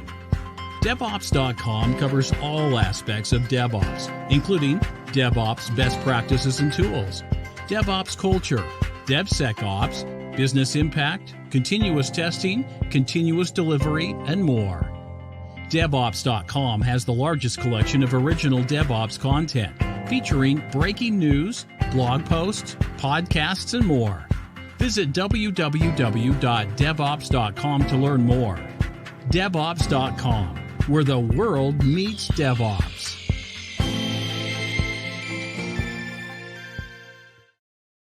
Thanks for listening in today. Now it's that time of the day where we do our news, roundup of headlines around the Media Ops neighborhood sites. And let's jump right to it. Over on DevOps.com, we have an article on low code, an oasis during developer drought. Look, with rapid application deployment requirements, it's no secret that low code, no code has really been in the limelight and a big help. But take a look at the article. It's good stuff in there. Also, we have, over on DevOps.com, critical controls for DevOps, best practices for continuous security, DevSecOps. A Deep Factor launches their DevSecOps platform. Security Compass creates hub for sharing best DevOps practices. Are you guys sensing a theme here? It's DevSecOps. Container Journal, we have Casting. The folks at Casting do a good job. Casting brings data sovereignty to Kubernetes storage. Check that one out. And then enabling distributed tracing for microservices with Jaeger in Kubernetes. More good stuff there. And by the way, this whole tracing space is something that's really jumping. And we'll have more on that in the days and weeks ahead. Over on Security Boulevard, cyber criminals increasingly exploiting pandemic trauma. They never miss an opportunity to exploit a crisis. Then how to improve PCI compliance and reduce technical debt. So that's something we don't hear a lot about anymore. How PCI used to be top of mind for everyone, but we don't see it as much. But here it's tied to technical debt. Good article. And then we have Unisys strengthens identity service. Good stuff coming out of our friends at Unisys. That's it for the headlines today. We're going to now turn things over to Charlene O'Hanlon, our managing editor, who has a great interview as well as a great preview of this week's Media Ops webinars. Charlene, over to you. This is Digital Anarchist. Hey, welcome back, everybody, to TechStrong TV. I'm Charlene O'Hanlon, managing editor at Media Ops, and I'm here now with Curtis Beckner, who is the principal consultant threat management at a company called Optiv Security. Curtis, thank you so much for taking a few minutes today and talking with me. Appreciate it. Yeah, thank you, Charlene. Appreciate the opportunity. Look forward to this discussion. Yeah, me too. I'm really excited about this conversation because we're going to be talking about election security, and I know that that is definitely a topic that's on everybody's minds these days. Especially, obviously, the election is coming up, and with COVID and everybody having to basically shelter in place for so long, everything's been turned upside down. So. It seems like nothing is going the way we ever expected it to. So I can't imagine that election security is going to be any different. So what are your initial thoughts on when we're talking about election security in this kind of time of pandemic? I think my initial thoughts are, despite current events and, kind of overwhelming attitudes of people, a lot of cynicism, a lot of anxiety, things like that, we overall have a very resilient electoral system. Any concerns about risk to it notwithstanding, the mechanisms that have been in place for a long time have carried us through a lot as a country. And honestly, I think that while we should always give scrutiny to the systems we use for our elections and for ensuring the integrity of our vote, we can't afford to really lose confidence in them. We need to have some faith in the system to work as it's intended to. So I'm thinking about the processes specifically when I'm looking at how things have changed in the times of the pandemic. I mean, I remember when I went and voted in the primaries, we had the option of doing a drive-through ballot, or you could walk up and do a paper ballot. Both of them seemed very, very secure, and it seems like there were a lot of steps that were being taken to make sure that folks were comfortable with the entire process, and all of the the controls were in place to make sure that the ballots got where they were supposed to get, with no interruption. Do you think that the processes that are in place now, are they maybe even kind of pre-COVID? Do you think that they're solid processes that are in place now? And yeah, I mean, especially like with the process you described with the drive-through, it sounds like you're working with the physical ballot, right? Mm-hmm. We have a lot of experience with those over decades, really. And so the systems that we have in place to help manage that kind of voting really is, it's kind of tried and true. You might have piecemeal individual problems, things you can count on one hand and have fingers left over potentially. But realistically, I mean, this is something where we've kind of gotten down to a point where there are well-defined routines and processes and protocols that we follow to secure, the physical ballots themselves, things like that. There's, generally speaking, a pretty reliable paper trail as well, so we can fully audit that vote going back a long time. So I think realistically, this is familiar territory when it comes to at least physical balloting. I think when we start talking about electronic voting machines, things like that, that's still where a lot more, in my opinion, at least, scrutiny lies. Current events, obviously, we have to acknowledge the elephant in the room, things like mail-in voting, things like that. They are something to consider, but overall, our sort of the way we've handled ourselves as a country when it comes to physical voting in particular, we tend to be in pretty good shape. Why do you think that the voting, the balloting, the election security is always seems to be such a hot topic? Obviously, especially around the elections, but it seems to be like this ongoing problem that or people are making it out to be a problem when maybe there's not even a problem there. But why do you think that is? I mean, is it just kind of, it's an easy target, and so people are, kind of pointing the fingers at those things?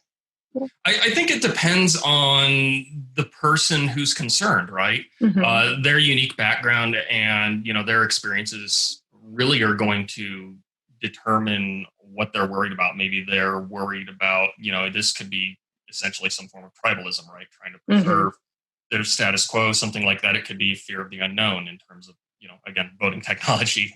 Right. Anytime we see an introduction of new technologies into a system that we're very dependent on, I think that creates some skepticism and anxiety, especially if you don't understand the problems. But also if you try to kind of gloss it over and avoid tackling the hard questions about how you would actually potentially have to defend those systems as well. But realistically, I think there's no one answer to it. Okay. One of the things that obviously has been a topic for, as far back as I can remember, is that risk of, third-party breaches of the systems, no matter if it's paper or if it's digital or however it's done.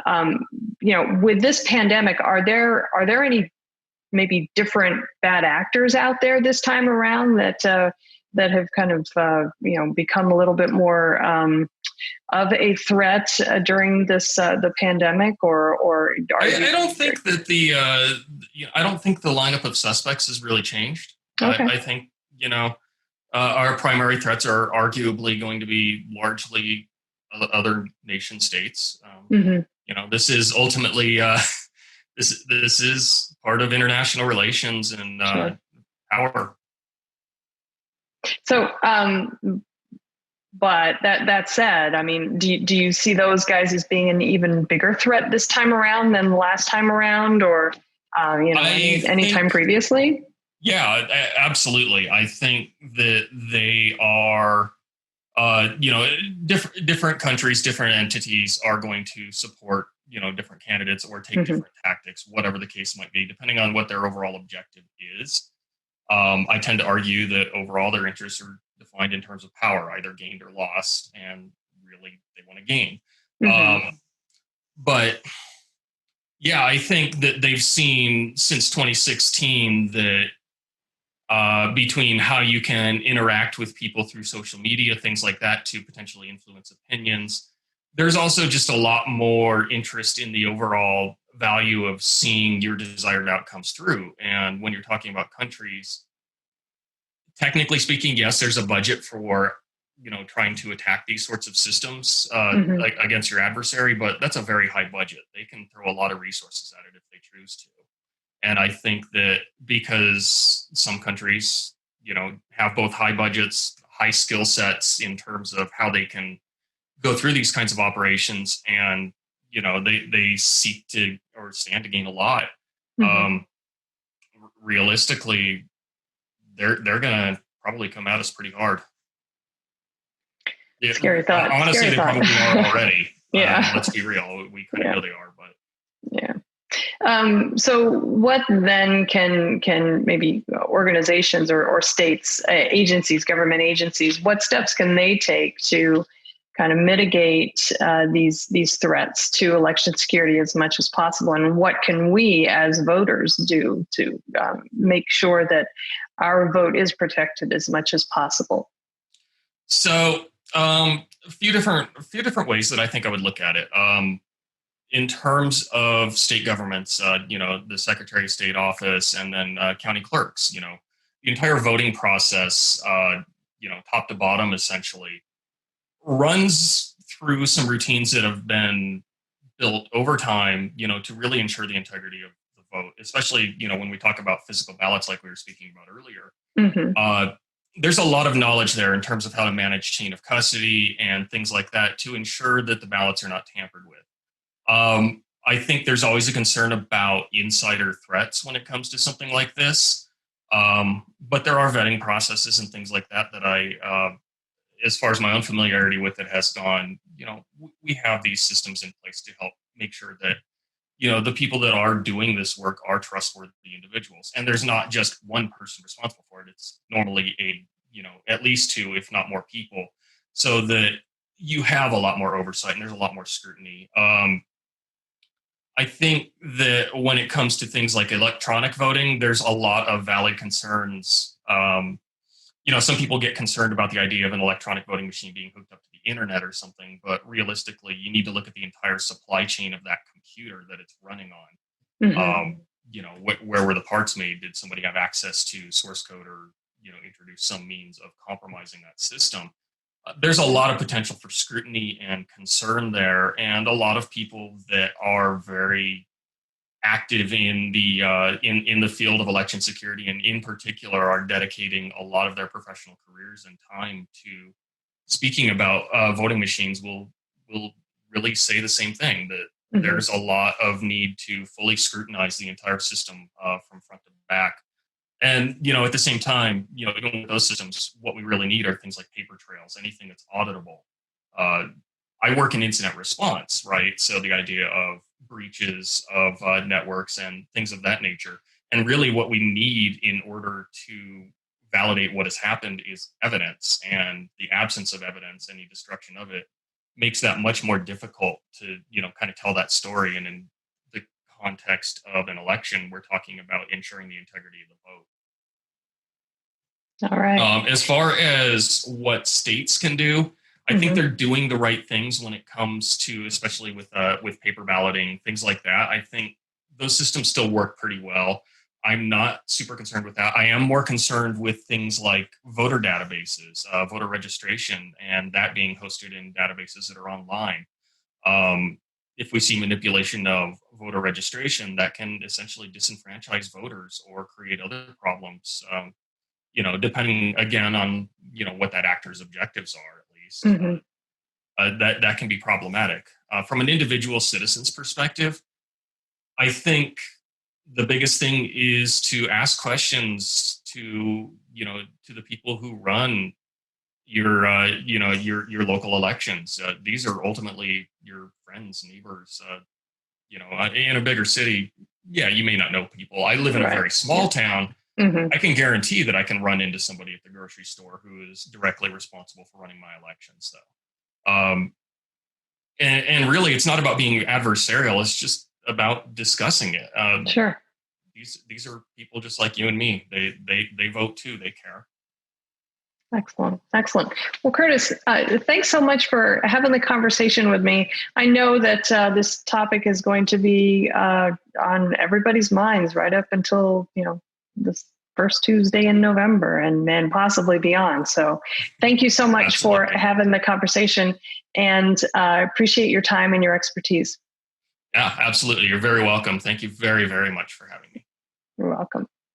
All right, everybody, please stick around. We've got lots more TechStrong TV coming up, so please stay tuned.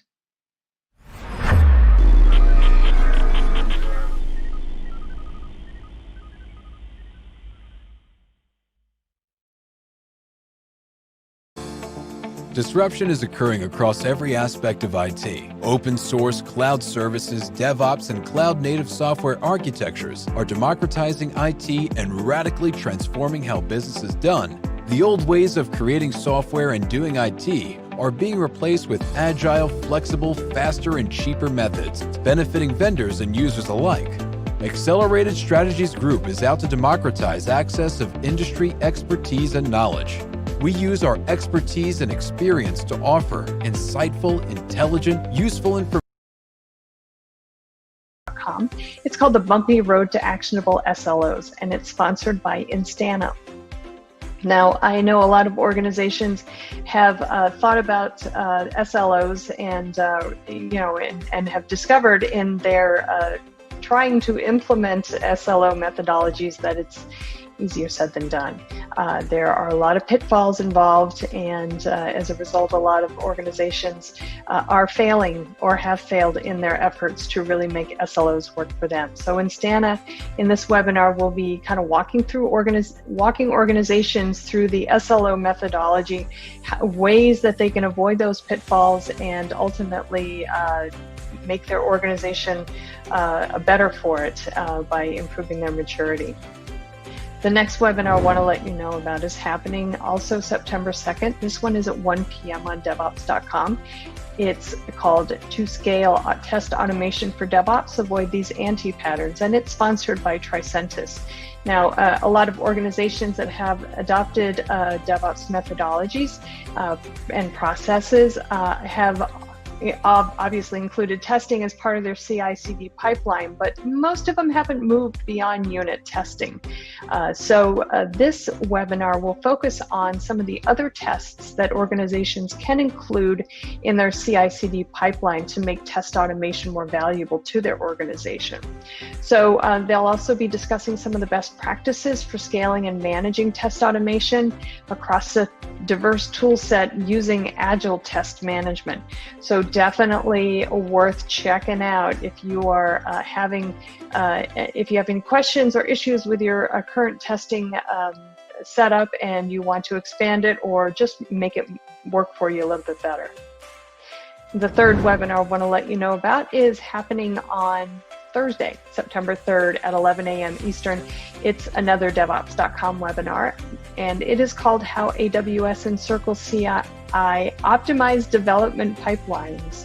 And it's featuring a company called NetGuru, which is a software consulting firm, and also a customer of AWS and Circle CI.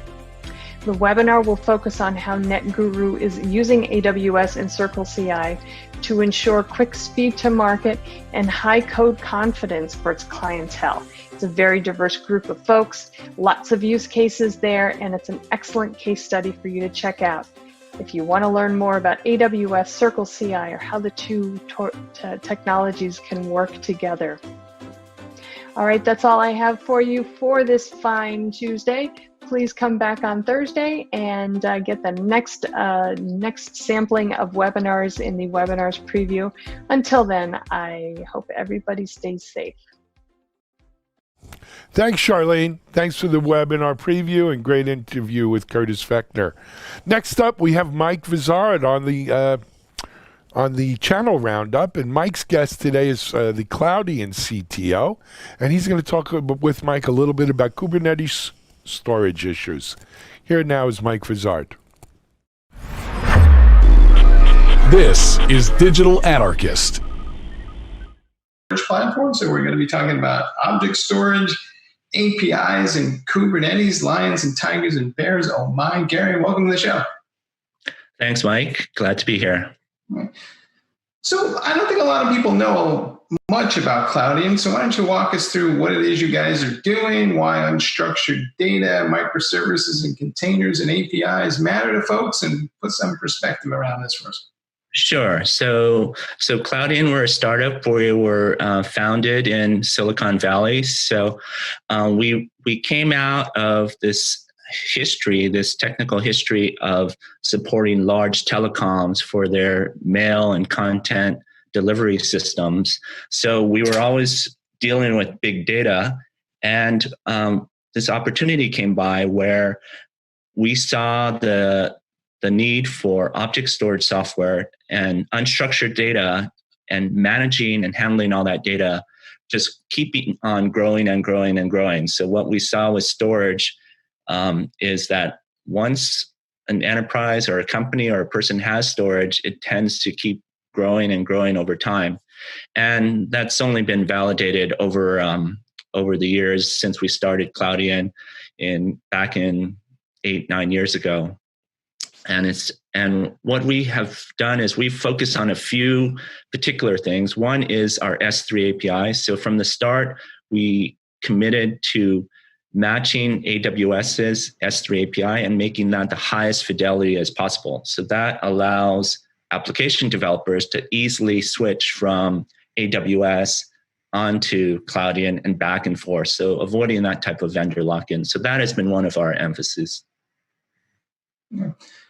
There's a lot of debate, at least I hear from folks, about whether to build a stateful application that needs persistent storage in Kubernetes versus just using stateless and kind of relying on my existing external storage.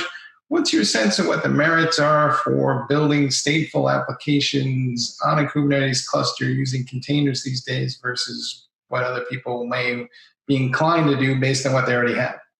Yeah, well, I mean, I think there's no debate that complex applications need state. So you need storage to do anything useful. But I think the evolution of how Kubernetes has processed has been the correct one, because stateless applications are the most simple and easiest to scale. So just think of, like, say, a proxy server.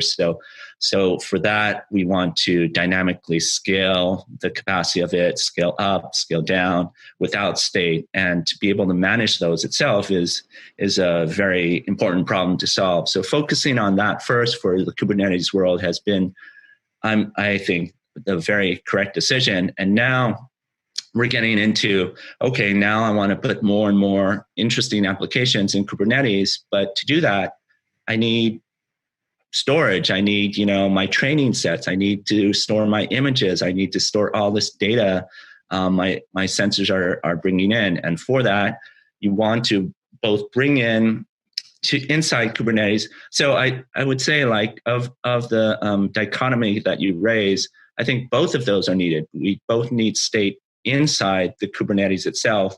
And then also we need this interface to external storage systems. And I think the CSI interface has been very important with that. And I think the advent of things like we're announcing with the S3 operator here that connects Kubernetes applications to our external S3 storage are also very important. So what is the operator? What does it do? I'm not sure a lot of people know exactly what operators are and how they would make my life simpler. And I think there's a lot of confusion about, well, if it's API driven, do I need a GUI, and what's an operator, and when do I use CLI as operators? And you can throw in a few Helm charts in there on top of that, and everybody's kind of like, what do I use when and where? So walk us through that a little bit. Right. Well, I would say it's still a bit in evolution in the Kubernetes world and standardization, but as we've seen, standards are good. It allows everyone to sort of get on board and move the whole industry forward, and it's good for customers, it's good for application developers, et cetera.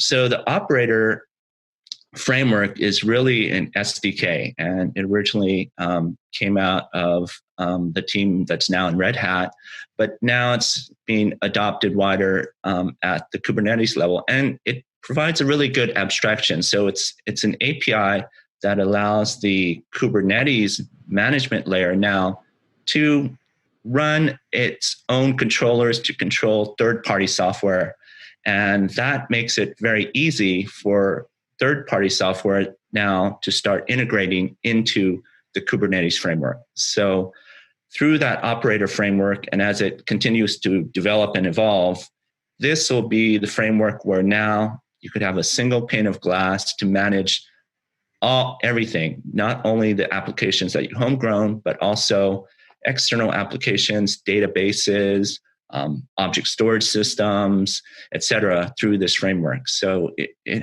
holds a lot of promise, and I think it'll be one of the key things that'll sort of take Kubernetes to the next level. Do you think we're going to have storage administrators in a Kubernetes context, or will there be just one administrator for the whole cluster, or do you think it'll all be part of some larger DevOps team? Where do you see this evolving from a roles perspective? Right. Ideally, right, we want to get to it's one administrator that could do everything. So this has always been sort of the holy grail of all of us working on the infrastructure layer of, how do we present to the administrator the most simple way possible to get really what we see in the public clouds of we really want storage as a service. And with operators and with Kubernetes, we're getting much further along to that. And I think we're getting to the point where we don't want to have a specialized storage administrator. We just want someone who, first of all, can do both DevOps and then also be able to diagnose things inside and manage the O&M parts of the Kubernetes infrastructure. So that means things like adding capacity, adding storage capacity, adding additional compute capacity, and then monitoring and watching those types of alerts and other problems that might come up as you manage that type of system.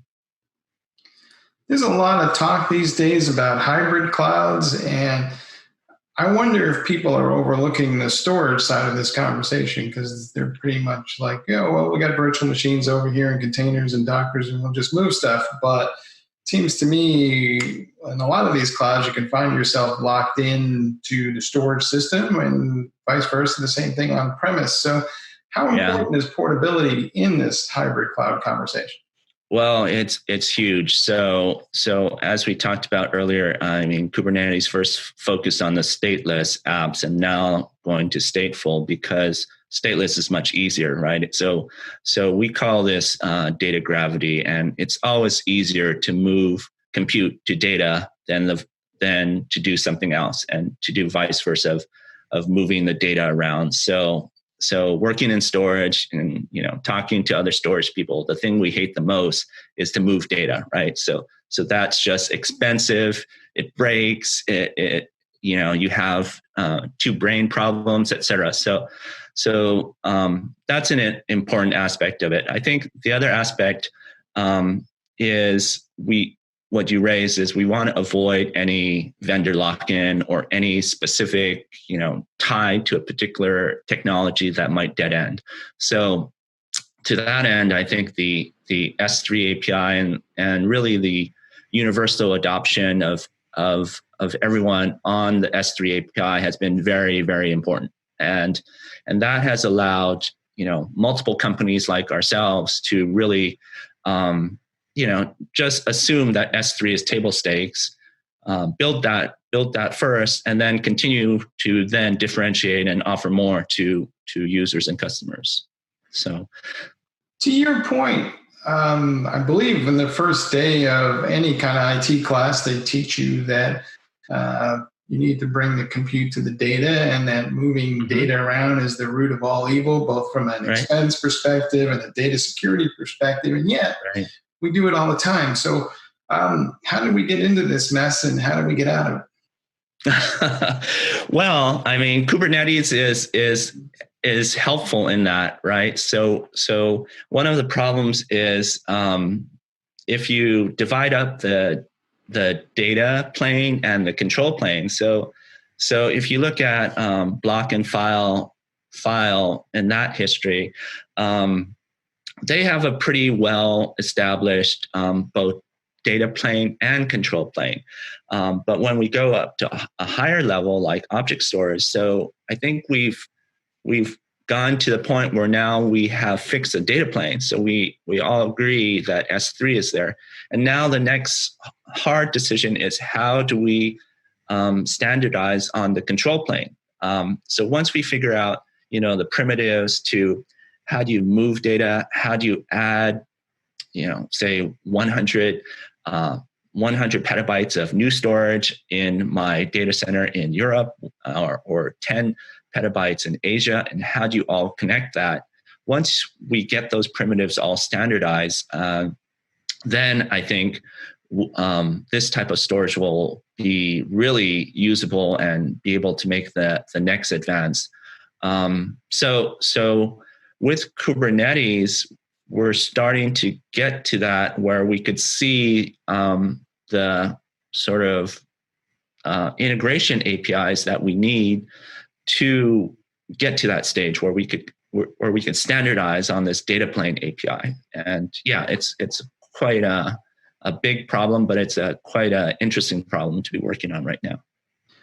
When I talk to some folks, they're often surprised that the way data storage behaves is somewhat different in this land of containers and microservices. There's much more emphasis on scaling out than up, and a lot of times they're unprepared for that. So what should people know about before they start rolling out all these wonderful cloud native applications and they want to be stateful? How does storage behave differently, or what should they be thinking about? Yeah, well, basically, with block and file, it basically is a vertical scaling, and that's where a lot of the history and where people's sort of preconceptions come from. With object storage, it has always been sort of from the start scaled out, and that is much closer to the vision of what we want to do, where we want to interconnect a bunch of different resources out there, be they at the edge, inside a public cloud, or inside a private data center. We just want to interconnect all those and use the storage availability at any of those in any way we want, right? So this is the idea. So with Kubernetes, and especially the promise of being able to apply Kubernetes at all three of those layers, the edge, private data centers, public cloud, then I think we get much closer to this vision of, you have this sort of amorphous storage pool out there where you could use it wherever it is, dependent on your use case or dependent on your workflow.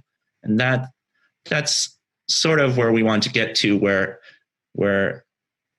from the application developers, it's still viewed as storage as a service, where they could just plug in, say, I want to store this image, or I want to pull out this log file, and they're sort of agnostic to where it actually is stored, or in how many pieces it is, or in how many replicas, or in how many fragments, right? From the application level, all you care about is, I want this log file, or I want to store this image. So that's where we need to get to, and that's where I think we're moving and running quite fast to. And with our at least at Cloudian, we see Kubernetes as a key part of that. And this announcement of the S3 operator is just our first step in what we'll be rolling out in terms of our Kubernetes technologies coming forward. All right, so it's your first day on the job, and these guys are showing up with a cool cloud native application full of containers and images, and microservices and it needs access to persistent storage. So other than hanging out on your own website there, what's your best advice to that guy? Well, I mean, I would say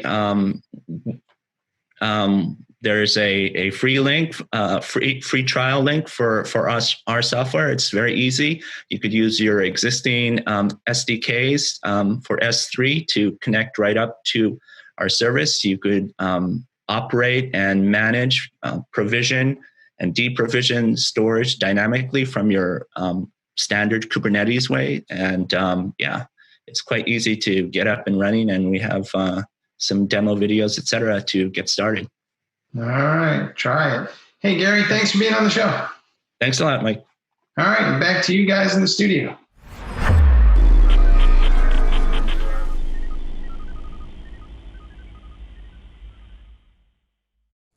All right, next up, for the second time today, we have ASG founder and CEO, principal analyst, Mitchell Ashley, with a little commentary. Mitchell, over to you.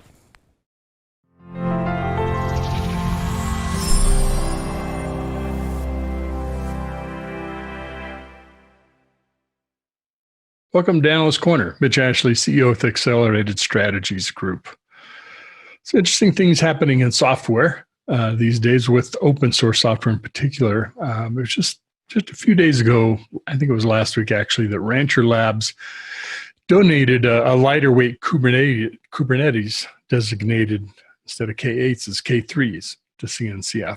And I thought that was particularly interesting because the use cases for it aren't necessarily the same mainstream use cases for K8s. No, who knows? That could pan out to not be the case in the end of things. But a lot of what's driving the need for a lighter weight Kubernetes environment so developers can set up environments on their machines, maybe highly complex environments, but not take quite so much resources.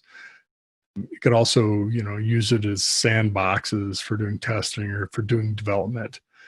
They're also talking about this might potentially be useful at the edge or for kind of edge computing. I can see it for devices connecting to the edge that might be able to run containers, but you have much, much less resources.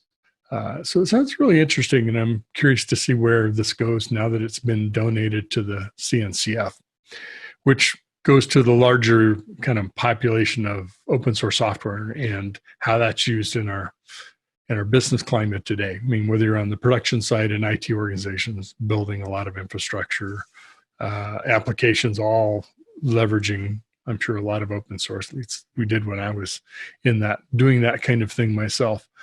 But also the business model as it evolves too. I mean, you have companies who are very aggressive in taking, not just open source, but you take the completely transparent approach of how you run your company and communicate within your company, and GitLab is a company that comes to mind that's obviously fits into that world. And there's great things that we can learn from that. But open source has been through such an evolution of its strategy. I remember when I was in security, doing security work in early 2000s, there were some great open source projects back then, but we didn't have models for companies building themselves around open source software. I mean, Red Hat was one of the few, may have been almost the only. But things have changed a lot since those days, and we have open core as a strategy now. We have folks who have not been open with their open source or their source code, and starting to open up now more broadly. So I think that's certainly a trend that we'll continue to see. I hope it is. It's a trend because so much innovation happens that way now. I mean, Google contributing Kubernetes to start with, right? Think the environment we would be without that. I mean, it may have been filled in another way, or that kind of opportunity, being addressed in some other way. Who knows? It might have been better. You don't know that, but no way to know that. But we certainly have, transformed software by a company donating its, a technology that it develops for the betterment of the industry. Now, things aren't done in altruistic fashion. There's always other motives and interests and outcomes folks are looking for. in those contributions. So it's, look at it naively as just people giving away their software. But there's usually a reason behind it, and some of it may be benevolent.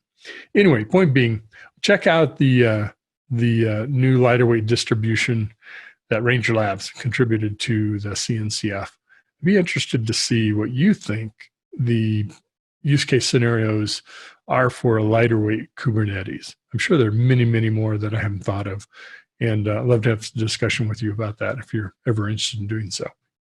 Reach out to me at Mitch Ashley at accelst.com. And my email address is mitchell@accelst.com. And I'd love to talk to you about that and other things. Have a great week. Hiring great DevOps and cyber talent is a huge challenge for technical teams. Cloud transformation is driving demand higher. You've tried doing it yourself. Job boards, LinkedIn, didn't work. Recruiters are an option, but who do you trust and not waste your time and money? RecruitOps is the new way to source engineering talent. From MediaOps, the people behind DevOps.com, Security Boulevard, Container Journal, and more. We sit right in the middle of the hottest positions in Dev, Sec, and Ops, and the brightest minds in the field. If you're looking for a great position or the talent to fill it, we can help you. Trust us, risk-free.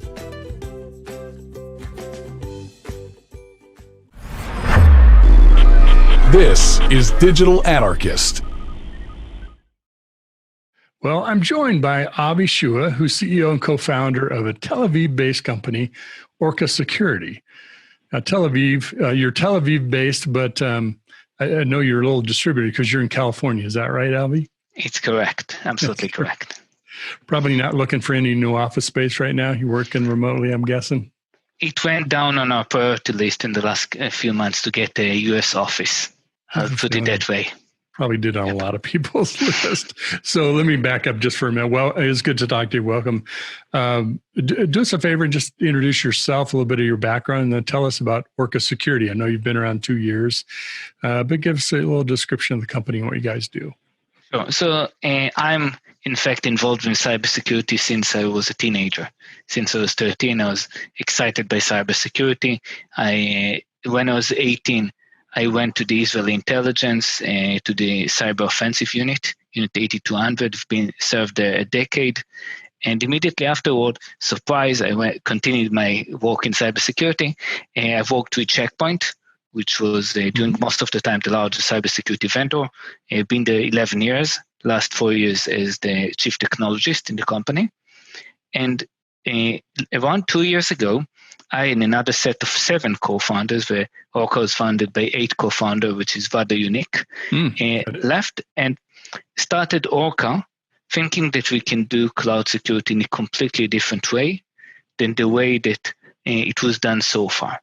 If I can, I'll try to describe it shortly. But I was sitting literally on Tel Aviv port. For the viewers who don't know Tel Aviv, the weather is absolutely amazing. The winter, the port is nice, viewing the beach. And I was thinking, what is the best solution? What are the characteristics for the ideal solution to assess the risk in my cloud environment? Let's say that I don't have any boundaries, no technological limitation. What will be the characteristic for a solution that I'm looking for? And I came out with 4.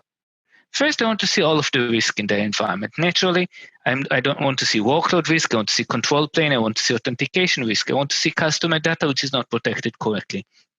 I want to see improper segmentation. I want to see if there is any weak password or leaked password used in my organization. And the list goes on. I never seen a security practitioner who tells me, no, I want to see today only the list of vulnerabilities. I don't care about compromised machines.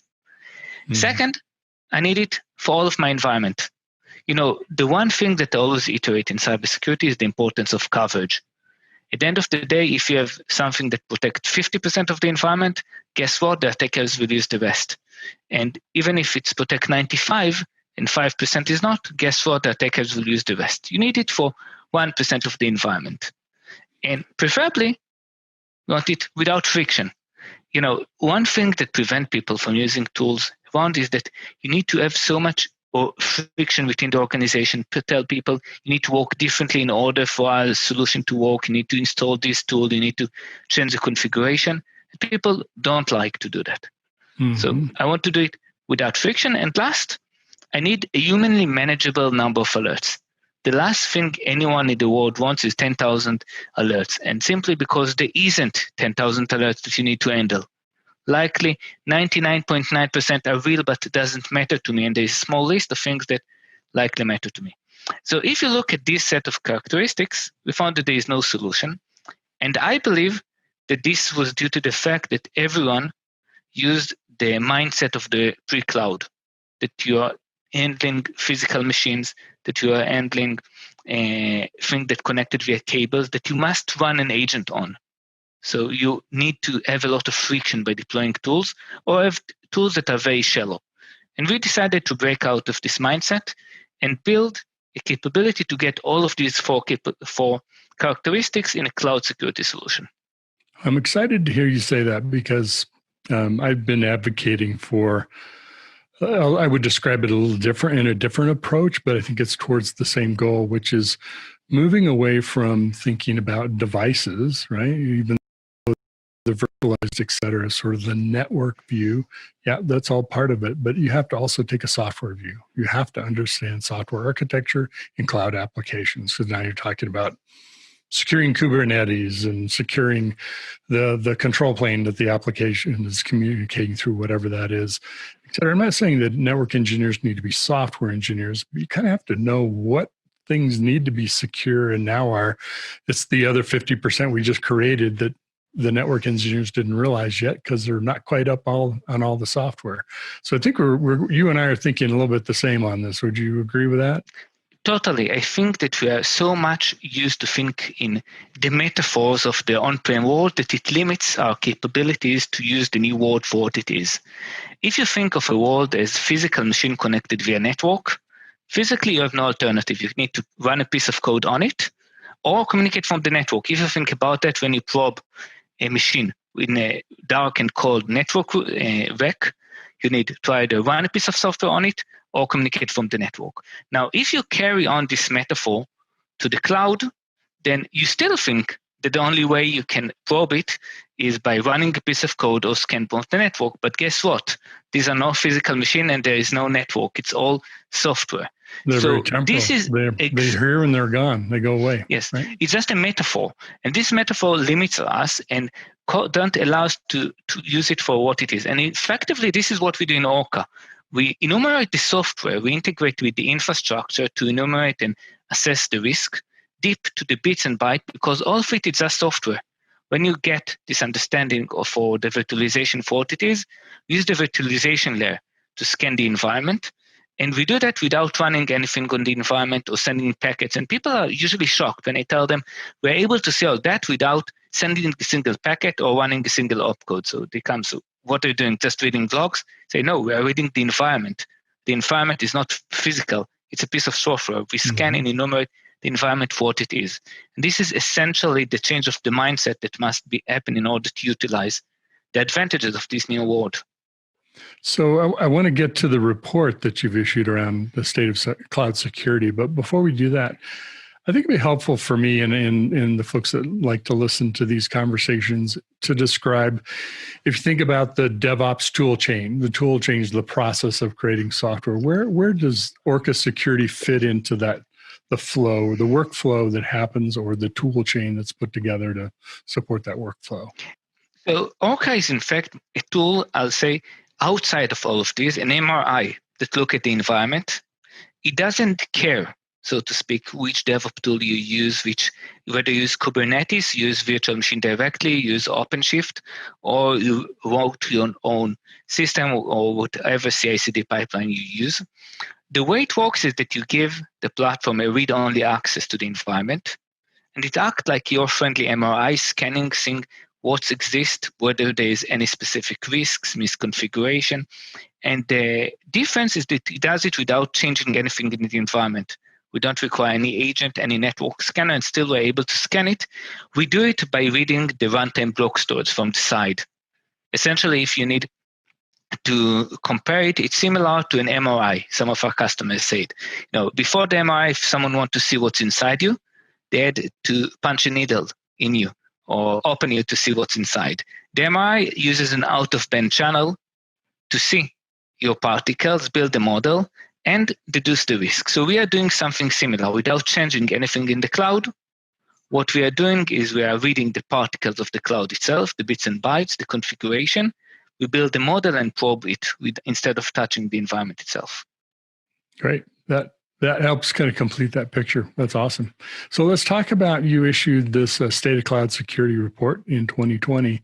First of all, you've been around 2 years, so I'm guessing this is the first time you've done this report. Is that correct? Yes, it is correct. Okay. And given you're doing this Europe, you're probably going to do another one if this is interesting to folks. Tell us about, how did you go about creating this report? Okay. So the interesting thing about our technology is the coverage, because when you connect at the infrastructure level, you see all of the environment. And one thing that we many times see is what we call the neglected assets, the workload that nobody has been maintaining, the things that are really the back alleys of IT, so to speak. And we see it because we go from the infrastructure. So we use the initial scan for every account that got into our system. And we're talking about millions of cloud workloads that we scanned during this time. And then we provided a bottom line of how many, of which risk do we see more prevalent. Now, one thing that I think that we saw that it's more interesting, vast majority of the organizations do put a lot of work into making sure the environment is secure. By the way, I'll just put in at-risk. Of course, the data is vast because it includes only people that tried Orca. And so they have an interest in security. If someone says, I don't care about security and don't look at cybersecurity, it won't be in our sample set. It's not the word. So is this a list of who you sampled from, like your list that you market to, or did you get some access to other lists of people to go solicit for their input? So it's not a survey. It's a scan. It's not a survey. It's the scans of around 2 million scans of our platform against 300,000 public cloud workload. Great. That we saw. And so it's everyone who either tried the product or bought this product. The result of the initial scan, of course, it's anonymized. You can reach any specific customer. It's only percentages. And for example, I'll just give one of the top items. We found that on 80% of the organization, more than 80% of the organization, have at least one internet-facing service that is neglected. Neglected, in our sense, is one that hasn't been patched for at least half a year, or already running an operation system that doesn't get any security updates. It's that old that nobody is issuing any security updates to it. So this is something which is mind-blowing, because you know that you need to update or you get going to be breached. There's vulnerabilities that are going to be published every few months, and you do it for your personal computer.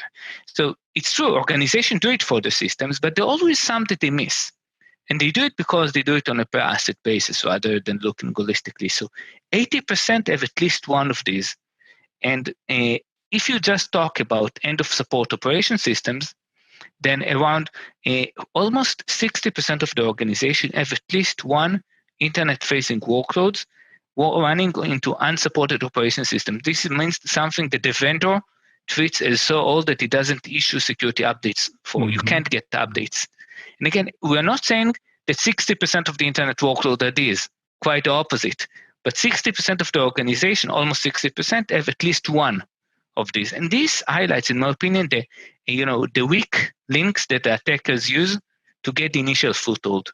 If you think about it, the worst breach wasn't a 0-day that nobody, using the quantum computing to break the encryption, the Equifax breach. It was, the end of the day, just a vulnerable web server with a known vulnerability that there was an organizational mess, something nobody knew about it. It happens, and nobody patched it. Well, that happens in the physical world, right? Some server is sat around forever and we forget about it, and some other group maintains it or whatever, and now they don't. Do you have any data to kind of point you to reasons why those exist, or suspect some of the reasons why even in the cloud we have instances of running systems that nobody's paying attention to, or at least not managing the security of? So exactly the same reason that existed on the on-prem world continue to exist on the cloud world. This is not a new problem. As you said, also on the on-prem environment, someone could spin up server, there's an organizational mess, nobody maintain it. Guess what? It can happen also on the cloud. That sound created. The difference is that if on the physical world you might have years without knowing about it, on the cloud there's no reason, because as you said yourself, it's a piece of software. You can enumerate it via software. It's not a server that is stacked in the rack and nobody knows who owns it if you don't have the organizational processes. You don't have to trace down the wire to the port to figure out what that is. We all have been down that path, understanding what is this machine connected to this cable, and what will go wrong if you disconnect it. Okay, good. Well, that was my suspicion that was probably the reason. But yeah, I mean, good point. I mean, you're going to see the instance running, and through whatever mechanism, whatever your platform, if you're AWS or something. But you're also going to flag it and highlight it because there's issues with it and bring some attention to it where maybe nobody was on another account or something. Nobody's paying attention. What else did you learn through this report, through the data that you're collecting? So I mentioned this number of internet-facing workloads. Now, almost half of these are web servers, which are the most commonly attacked part that simply haven't been patched for years. Again, I think that there is no excuse for having these days. And the good thing, if we had this interview 10 years ago, I said that most organizations don't have the processes to patch, maintain, and upgrade. But this is not the world today. Every organization, most of organizations understand that IT hygiene and security is critical. So the good thing is that they have the processes. They have the know. They simply miss some, and this is something that can be done dramatically better. We also learned that many times people say, "Okay, I have a neglected workload." But many times it's a test environment. It's a try. Even if it's reached, the damage is not going to be catastrophic. Of course, it can be reputation damage, but they don't get the crown jewels. But what we found is that there is on almost half of these what we call risk of lateral movement, in terms that there are keys, password, certificates, things that will allow an attacker that reach them to gain further access to the environment. Now, regardless of these that are vulnerable, even if you don't have a vulnerable machine, you still must assume that something may be breached. You can't have a sane security strategy assuming nothing will be breached. And if you think about that, if something is breached, the first thing the attacker will look is this, passwords, certificates, private keys, privileged cloud provider keys that allow getting the access. And these are also prevalent in almost half of the organizations. So this is another thing that I think that many times is not handled correctly. It was very, very uncommon that we found critical customer data on that specific workloads. Usually, I think it was less than 2%, but almost half there's keys that eventually will get you there. So you've mentioned some problems that I'm very familiar with just because I was in the certificate business for in-home devices for telecommunications, network access, internet access. But the whole issue of credentials, secrets, let's just label it that, and passwords and certificates and all of that, slipping into code or slipping into configurations.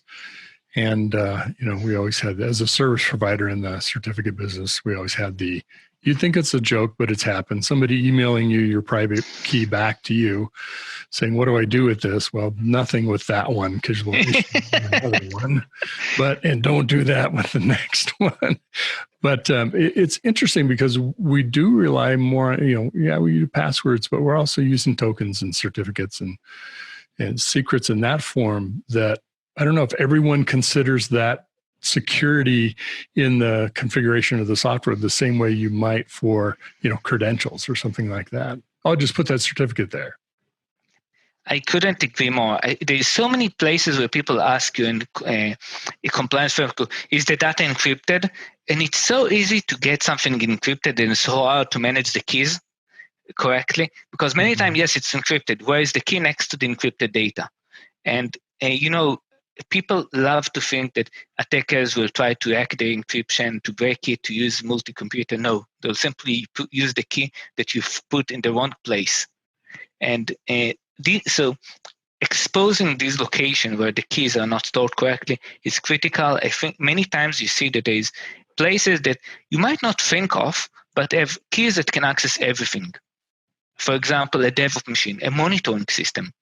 If you recall the Capital One breach, at the end of the day, yes, there is a machine that was breached, but people tend to focus too much on that because I think it's wrong because you can't really assume that nothing will be breached. But the question is, if something is breached, why does it mean that everything is lost? You shouldn't plan that way.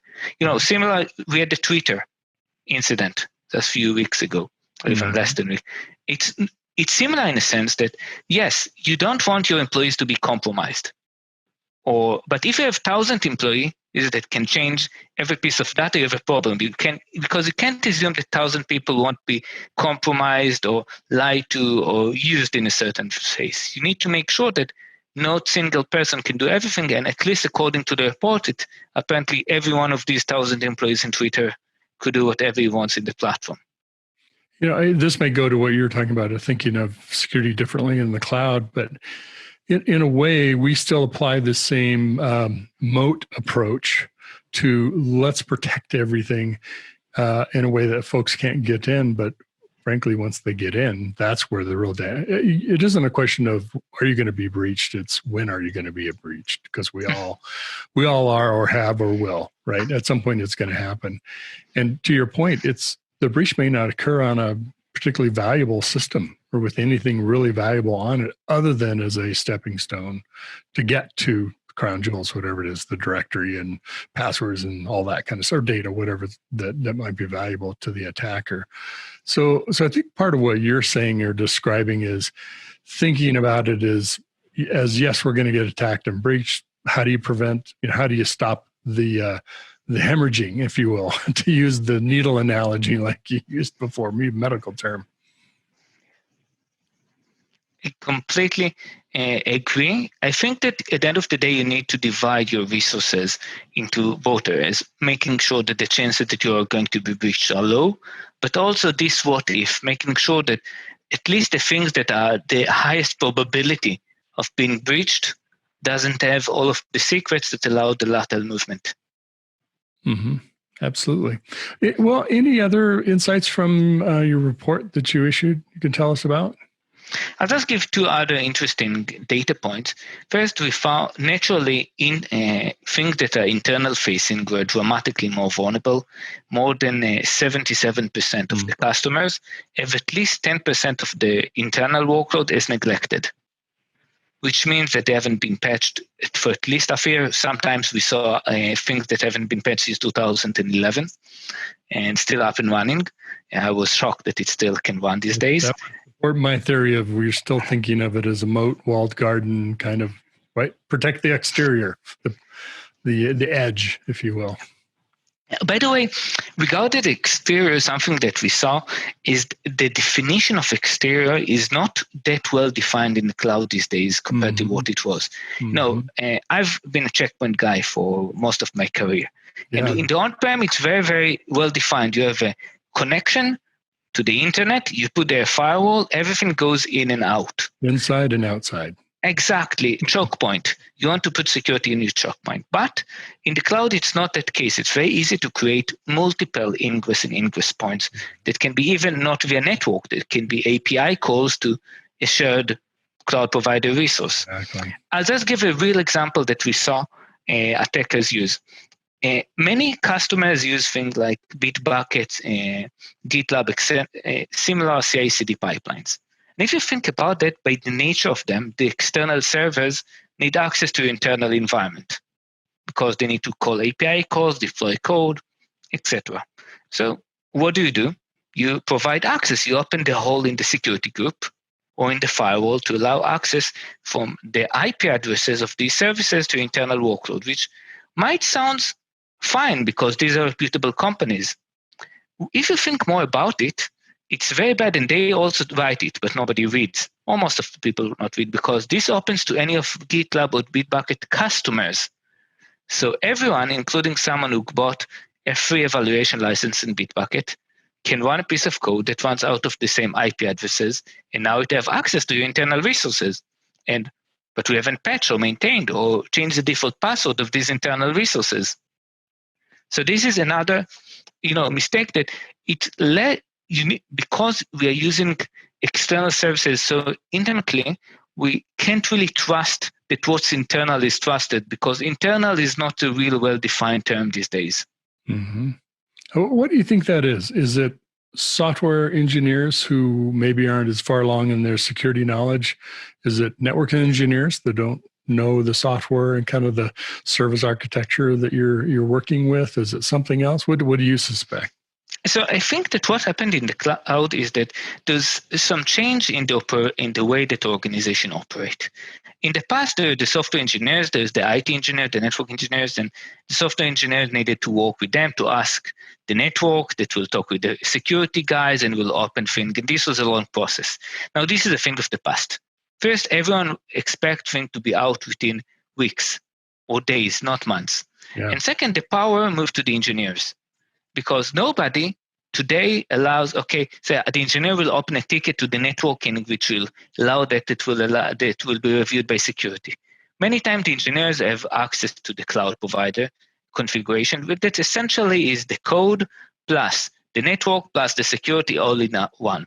So you add the infrastructure is code, right? I mean, Terraform, open source, creating environments, whatever it might be.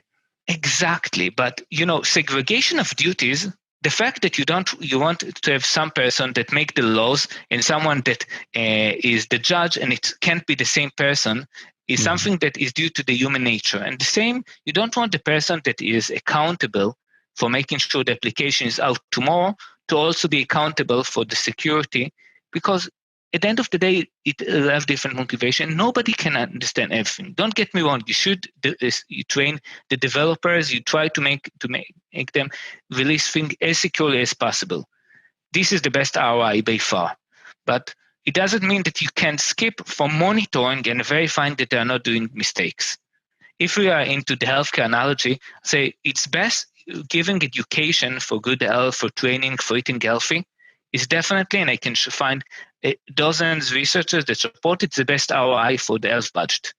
Definitely more than anything else. But it doesn't mean that you don't want to screen people to see if they are diseased and to treat them if they does. It doesn't mean that you need to, and the same goes here. So we've empowered people and there is little control and ability for the security teams to audit and see what they're doing. And this is something that the security teams must do. I think that similarly to the way that it happened with quality assurance, that these days, usually it seems that the popular paradigm is that the development teams are responsible for the quality, and the quality assurance teams are responsible for verifying it. So they're like, the same is for security. Because at the end of the day, the developers have the power. It's not like the security can be a part of the process, but they need to audit and provide guardrails to find and prevent mistakes.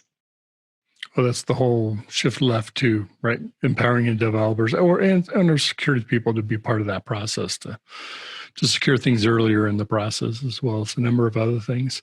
A couple more questions I wanted to ask you about Orca Security. Tell us about your business model. Do you have an open source business model? I take it you're probably a SaaS, given that you have some data that you've retained through your folks that have used your product. Tell us about how your business is set up. So we are a 100% SaaS solution. And the way it works is that you connect your cloud environment. It can be AWS, GCP, or Azure to our platform. And then we start our scanning process, which is based on the technology that I described. It's a patent-pending technology called site scanning that starts by enumerating all of your cloud assets, may it be in S3 buckets, in EC2, a container, an RDS, etc., and understand the risks.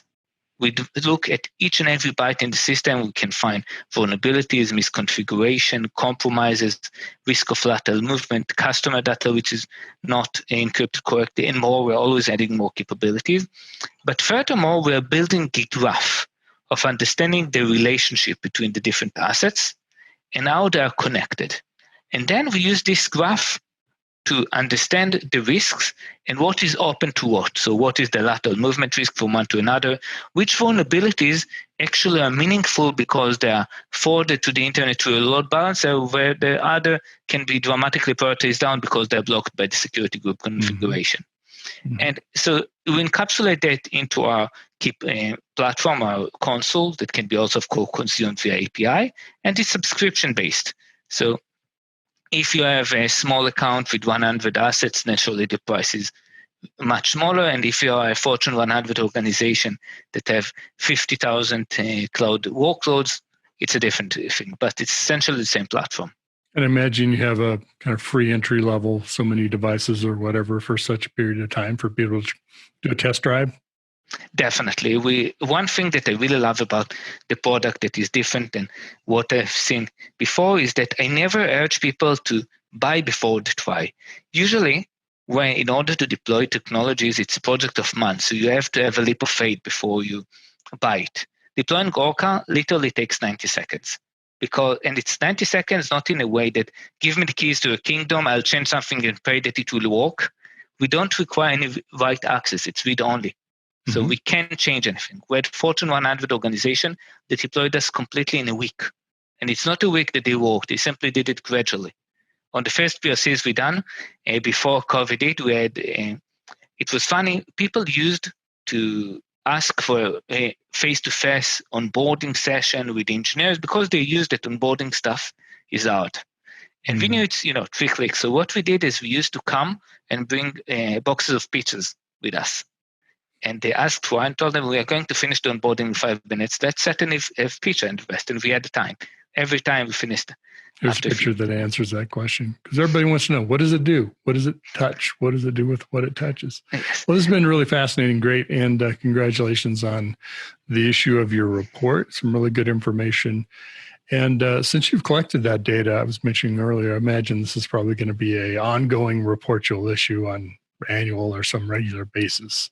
And it'd be interesting to see if we see some improvements or changes, right, in the types of security issues. But something tells me a lot of it we won't, because those things they haven't changed and they're still around. And at least the other research I've seen or been a part of is it tends to stick with us. Things do get better in some areas, but you don't fully eliminate some of those cases. Nobody knows why that server's here. Nobody knows why that's EC2 instance is here. I think it will be better because the cloud really allows that.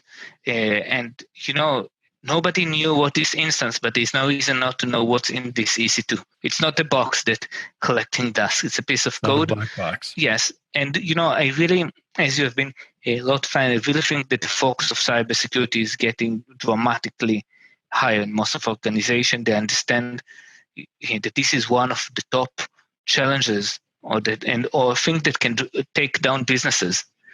And so there is more focus shifted to that, and I really believe that it is going to be dramatically better. I don't know, maybe in 15 years, everyone will be so good, so they don't need any solution like Orca that just audit and find the risk, because nobody will have this. Did too good of a job. You worked yourself out of a job. Well, I don't think that's going to happen. But Avi, it's been a lot of fun talking with you. Thanks for joining me today. As well. Thanks for having me. Again, this has been Avi Shua, who's CEO and co-founder of Orca Security. Website for you is what? Orca.security. Orca.security. Wonderful. Thanks again. Thank you.